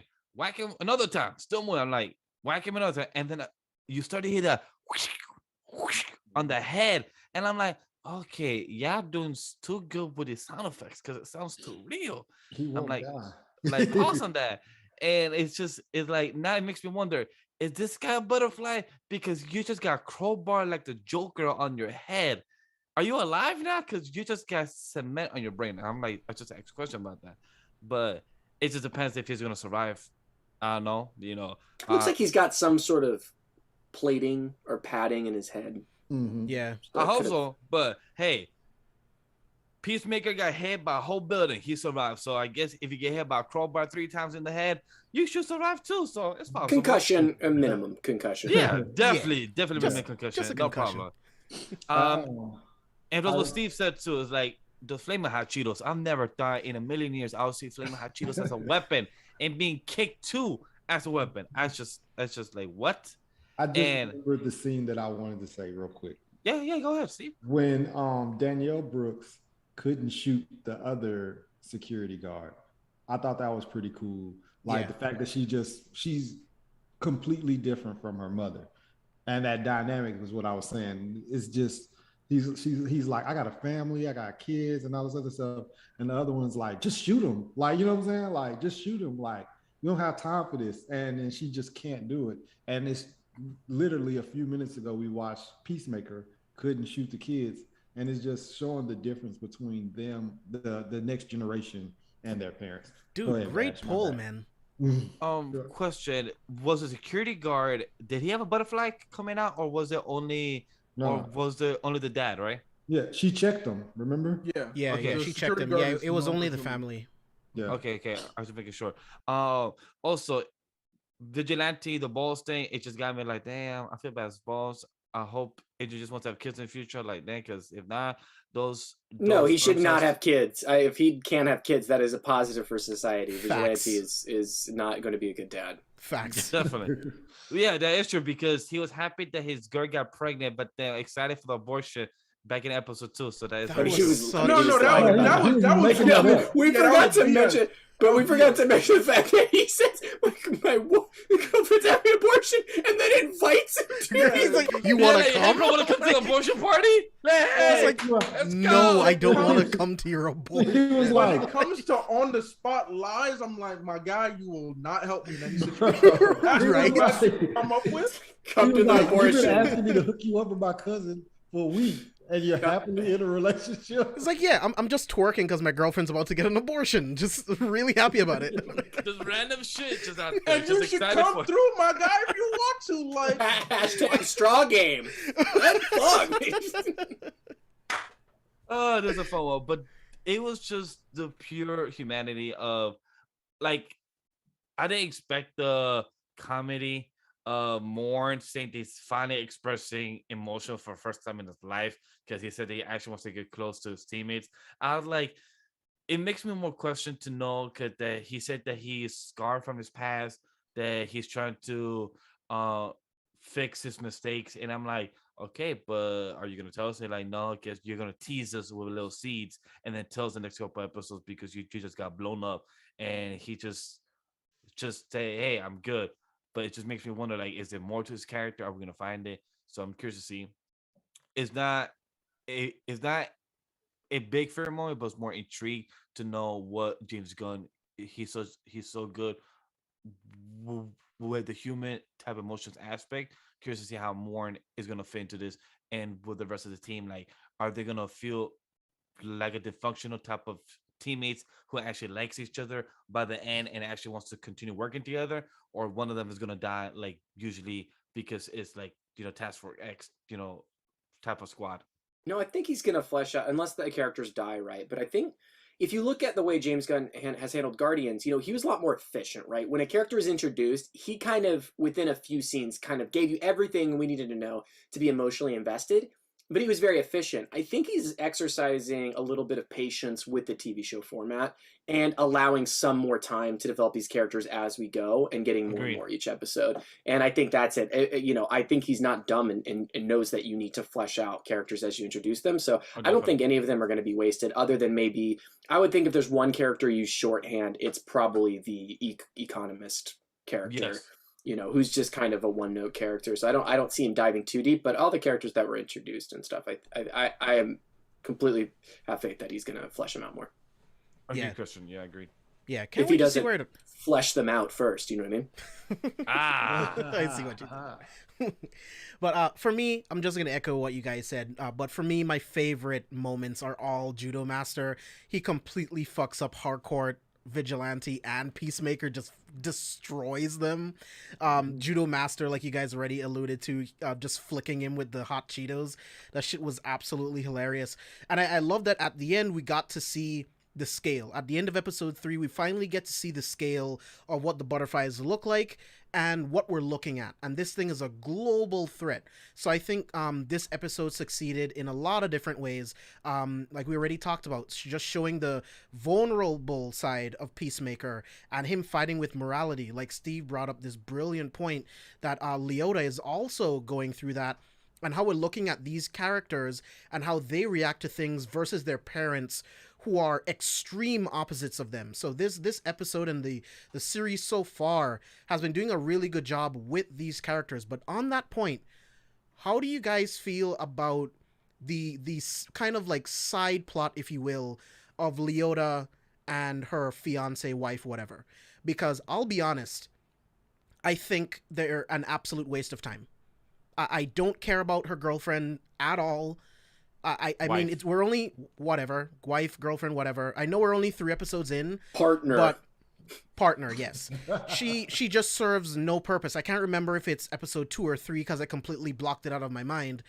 But they have this like small little argument when Leota tells her, well, maybe you shouldn't be here. Maybe you should go somewhere else so it could be, safer because it's going to be a little bit dangerous. And then, her partner just completely fucking blows up. I'm like, I don't care about any of this shit. Like, none of this matters.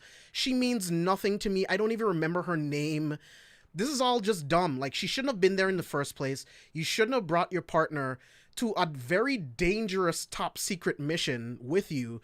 And it just feels like it's just like extra drama for no reason. And I don't know who it's for. And it could just be me. It could just be an asshole. So Christian, I'm going to toss it to you. Like, what did you think about the relationship? Like, does it work for you? Do you care? So other than the eventual throuple that will happen between that couple and John Cena, I'm gonna need you to stop. I'm gonna need you to stop. I'm gonna fight you, Christian. I will pull up. What state are you in? I will pull up. We will fight. I'm in Thruppelsburg. So we're gonna have to hit that bitch with a nuke. Then. So other in Greenberg. Other than that, it's a ridiculous idea. If they spent any more time on it, I think I'd agree with you. I think it's so little of this show, and what I think purpose it serves is giving her some emotional stakes. And this is a character we were just introduced to, as opposed to Peacemaker, Steve Agee's character, Amanda Waller. Like, we've got existing characters that we didn't have to introduce.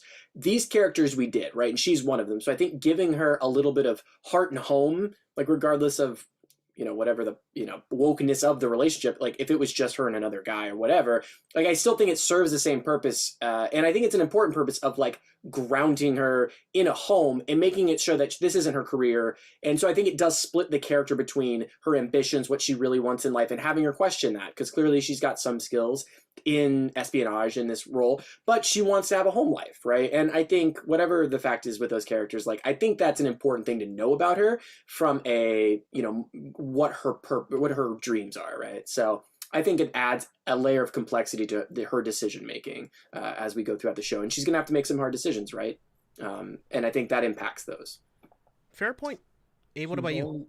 She's only there for the vagina WhatsApp thing. That's the only thing she was there for. It is a funny joke. And plus the dog that likes to dress up too, just for attention. Adorable as well, by the way.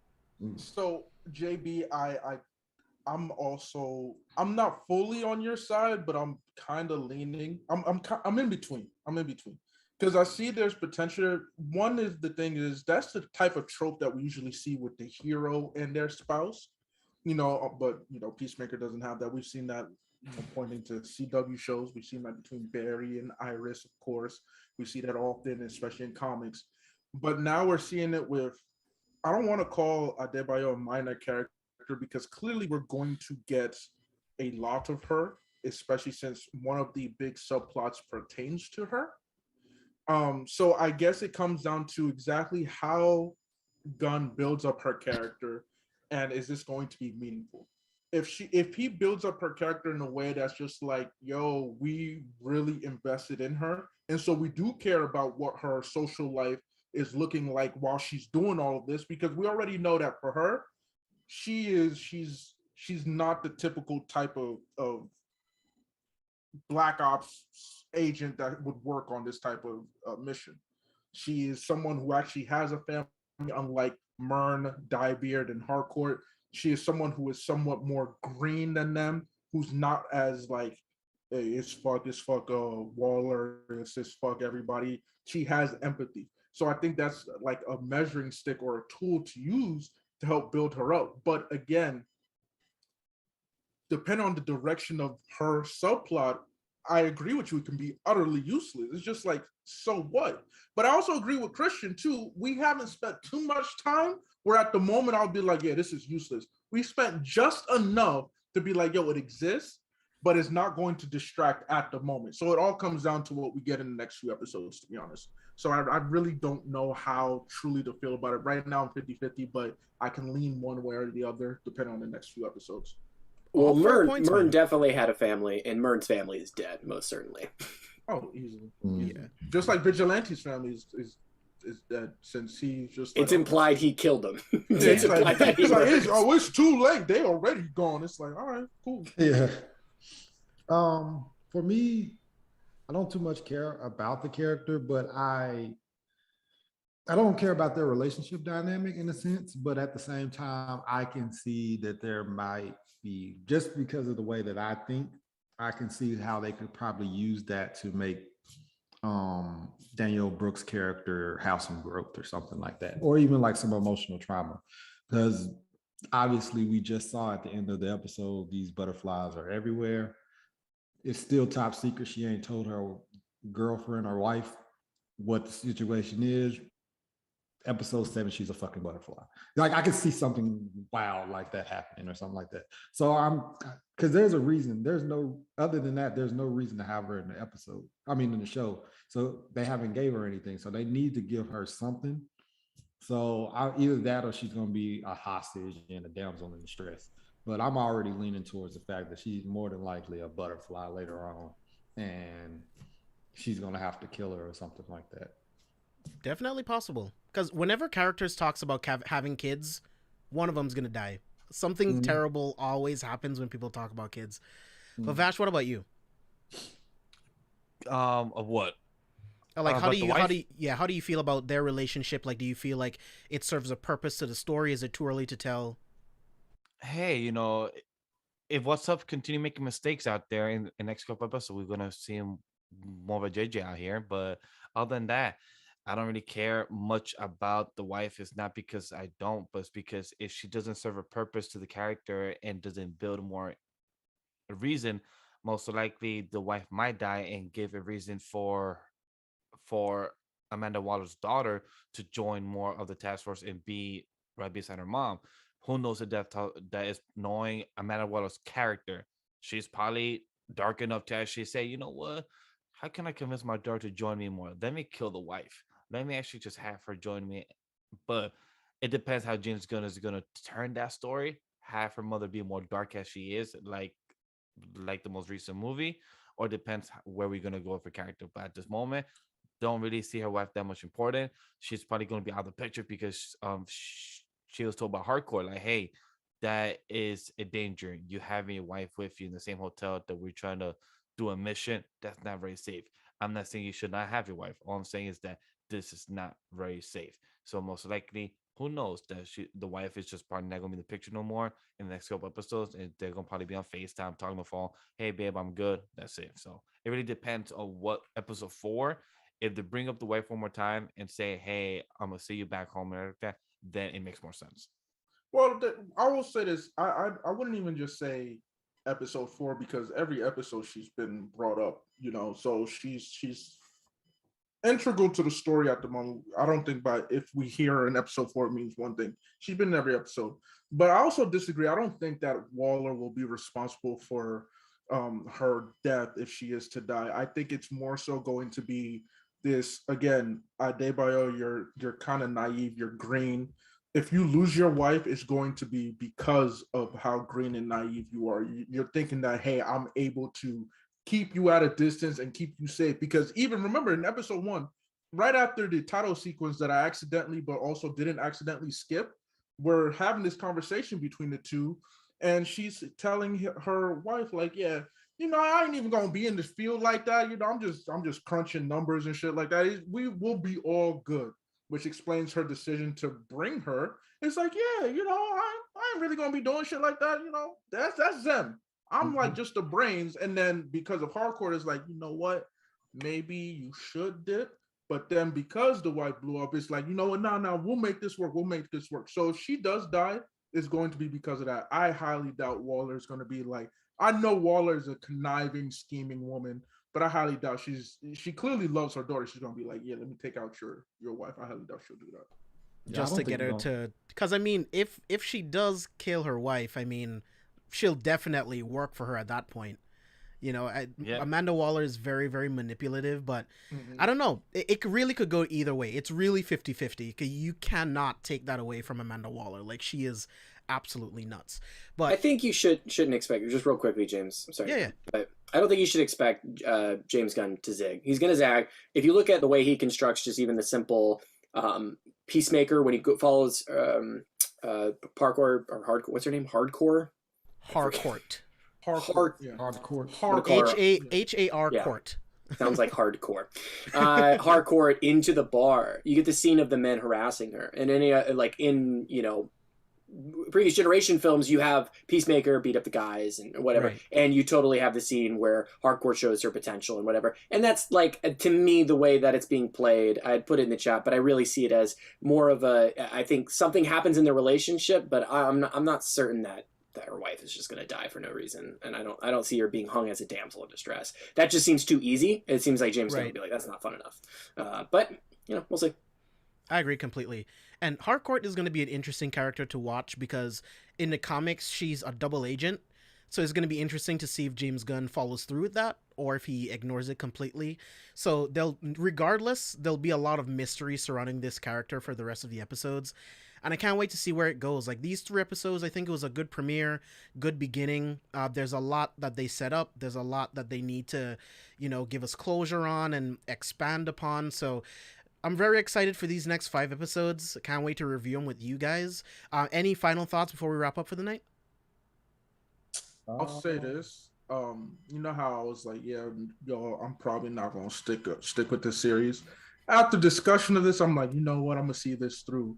But I'll tell you this right now: if episode 4 sucks, I'm just gonna text you and be like, hey, yo, holla at me when whether I'll just do half an episode depending on what else drops. But hey, episode 4 better really draw me in some more, or me in this series. I got other shit I gotta watch at this point. You feel me? I feel you, bro. I enjoy doing reviews, so like that makes it better to just watch it and then be like, oh, we had these predictions, this and that. So that's what makes it fun for me. So I'm glad we are kind of swaying you a little bit, Abe. For me, I'm happy for this review because I've done I think 3 guest shows with Christian, and me and him are usually the opposite of what we talk about, and to actually see that we're on the same page and we both enjoy this show and just had a blast. So it's just great entertainment, and it shows that James Gunn knows what he's doing and what is with his audience. He knows his comedy. For some stuff, like James and Abe, sometimes it's hit or miss, but for this one, it's a hit for most people from what I heard. And just keep it up. I hope to see a season 2. People have already started to speak. Well, do you prefer him in Marvel, DC? I'm like, I think they just make content, and if it works, it works. I don't care which property. I don't care about Xbox, PlayStation, iPhone, Android. At the end of the day, if he's good and he enjoys what he's doing DC, if he enjoys what he's doing Marvel, he's been doing both. If he's one of the people that could do both and make time for his life, his partner, and for his content, go ahead. Be crazy. Be eagerly. I think it's... Oh, go please, James. No, go ahead. I was just going to say, one thing I just love about James Gunn is like, what I love about this conversation? It's about the Peacemaker show. We're talking a little about Suicide Squad because it had the character. But we're just talking about Peacemaker. And James Gunn made a Peacemaker thing. I love this. I love this so much because so many times you come to these comic book properties and you're like, but I don't see this Batman, and I'm comparing it against the Batman that came out yesterday, but there was a Batman a year ago I kind of liked, and then the Batman that came out 5 years ago, but then there's Batman from 15 years ago, and don't forget to mention Batman from 25 years ago. And it's so refreshing because James Gunn pulls characters like Guardians, like Suicide Squad, like Peacemaker, right, that we can just enjoy. And like, again, I have no exposure. We have very little, even as like how big of a character is Peacemaker in DC Comics? Such a minor, Barely. You know what I mean? No, Less than the Guardian Squad. So the fact that he's able to do it, make it wholly original, it makes hopefully, I have no idea what the reaction is because I watched the episodes last night and this is the first conversation I'm having, but hopefully it makes it a lot less toxic. It feels a lot less toxic because it's not like my movie versus your movie. You're either into it or you're not into it. And it feels very refreshing. So I will say this, and I do need confirmation because this is what it looks like to me. when James Gunn introduced Guardians of the Galaxy, that's when Marvel Comics started paying more attention. That's what it seemed like to me, that we started seeing more Guardians of the Galaxy run in the comics. I'm not sure if that's true or if it's reversed, but I'm wondering if, with this Peacemaker run, we'll probably start seeing more, whether DC will be like, hey, let's give you some more Peacemaker. Because if so, we got to give James Gunn some love for making these comic companies be like, yo, that's the way people fucking with it heavy. Let's give you some more story. Question, talking about James Gunn, do you think if he had the time to have directed Eternals, do you think it would have been better perceived by the audience? Definitely not. Not in my opinion. He wouldn't have done that movie. It's just Eternals wouldn't have hit like it did if he had did it. I'm not saying I hate James Gunn, but his style, it wouldn't have worked. It wouldn't have had the same impact. I mean, he literally, I can say this with complete confidence. That is not the type of movie that he wants to make. Right. Yeah. I think he'll enjoy those movies. He's not against them. The thing is, I ask is because cosmic characters, because of Guardians and stuff that we do, but also I ask is because obscure characters that much of the audience Eternals don't know aren't about. Obscure like that, right. though. Yeah, Eternals, they're really not. I mean, and they're not goofy. But doing Jack Kirby, they're not goofy. Okay, true. They're not goofy, so it doesn't work. You got a point there. Yeah, I asked like, because you're very playing obscure with because of gods. Jack Kirby type of characters. God type of characters. They're not obscure though. That's the problem. These are in comics. These are your pantheons. So you can't do James Gunn's style with these pantheons, because then you completely make them a joke. To be honest. So his style just wouldn't fit for those characters at all. I was curious about that. It fits perfectly with Guardians because you have these like ragtag group of characters that he can do like a lot of crazy shit with. Same thing with like the Suicide Squad and like a bunch of other stuff that James Gunn does. But like Eternals, like the tone and everything that they were going for in general, like I just don't think it would have worked. Period. Even if you wanted to do it, I just don't think it would have worked. Like Chloe Zhao to me was like the right person to make that movie, even though it's far from a perfect movie in my opinion. Chloe Zhao was the right person to make that film for sure. I mean, Chloe Zhao was a great pick. I think Peter Jackson would have been cool, but he was busy. He was really obsessed with the Beatles for a while. But oh my god, that would be sick. Percy Jackson would have been amazing. With Peter Jackson directing Eternals. Holy shit. That would have been amazing. It would have taken forever. We wouldn't have seen that movie yet. Oh my god. I don't think he probably would have left the project due to disagreements. But in a theoretical universe, I would. Yeah. Give me that movie. I need it. My last thoughts about Peacemaker is just entertaining film. I'm sorry, entertaining show. It's just basically was a movie. The first three, I think you're correct in saying that the first 3 episodes was. That is true because the first 2 was 40-ish minutes and the last was 35. This was a good hour and 40 minutes ish. So yeah, Christian, you're right. And it's just that opening is gold. I will stand by my opinion. I'll put it stand toe with the Smallville and Arrow opening. I will put it there. It's just that look, it should look straight to the camera. Just no Abe. James is gonna talk to us this weekend and say, guys, do a dance and we're gonna post on TikTok. Boom, hashtag dance. The C4SVillains. Definitely not happening. I ain't doing that shit. Yeah, that's not happening. You will not catch me on next week's episode, JB. I swear to God. It's like, Vash, if you want to do it, more power to you, my friend. Maybe. Right, just let me know if you confirm or don't do it, because Popaholics might steal that idea. I would love to watch Brian and Chris do this dance. I would pay for that. Let that boy Chris do it. I'm trying to see. You know what? That. Yeah, I will pay. I will send some bits from Twitch over there. Oh, yeah. I know Chris is the one who normally comes around the show, so he may seem like he's in control of the Popaholics, but don't forget who the host is. Calls the shots. Hey, Christian, I feel you. I feel you 100. But before we wrap for the night, I do want to say happy birthday to Brian. If in fact tomorrow is actually his birthday, it is. I can confirm as a lifelong pal of Brian. Well, in some parts of the country, or technically some parts around the world, there is no butterflies, but there is a time zone that is out there that is already his birthday. Hold on, Vash. Wait. In some parts of the world, butterflies don't exist. Project Butterfly, Project I Butterfly. didn't understand that relation between birthday and butterflies. Like, what? I was trying to talk about the globe, episode 3, the ending. I was trying to, I see why you're enjoying Peacemaker. I'm on this. Because I'm on this man's head because I don't know what he on tonight because this joint is not making sense. I think you found the thing you were looking for. Yeah, you definitely did. I've been found. I've been taking it. But anyways, happy birthday to my boy Brian. Thank you so much. Brian is one of our biggest supporters. Like, I am so appreciative of Brian and the entire Popaholics crew, and of course all of you guys in chat right now. I appreciate you guys so much, Brian. I hope you have the best day tomorrow, man. So Christian, I'm gonna toss it to you. Where can the people find you online? Yes, I hope that everybody follows me on Spotify or Apple Music or wherever you listen to music and listens to. I got 3 new singles out and an EP coming out under Midnight Satire. You can follow the socials. And then, of course, check out Popaholics, which is a really awesome podcast that I host.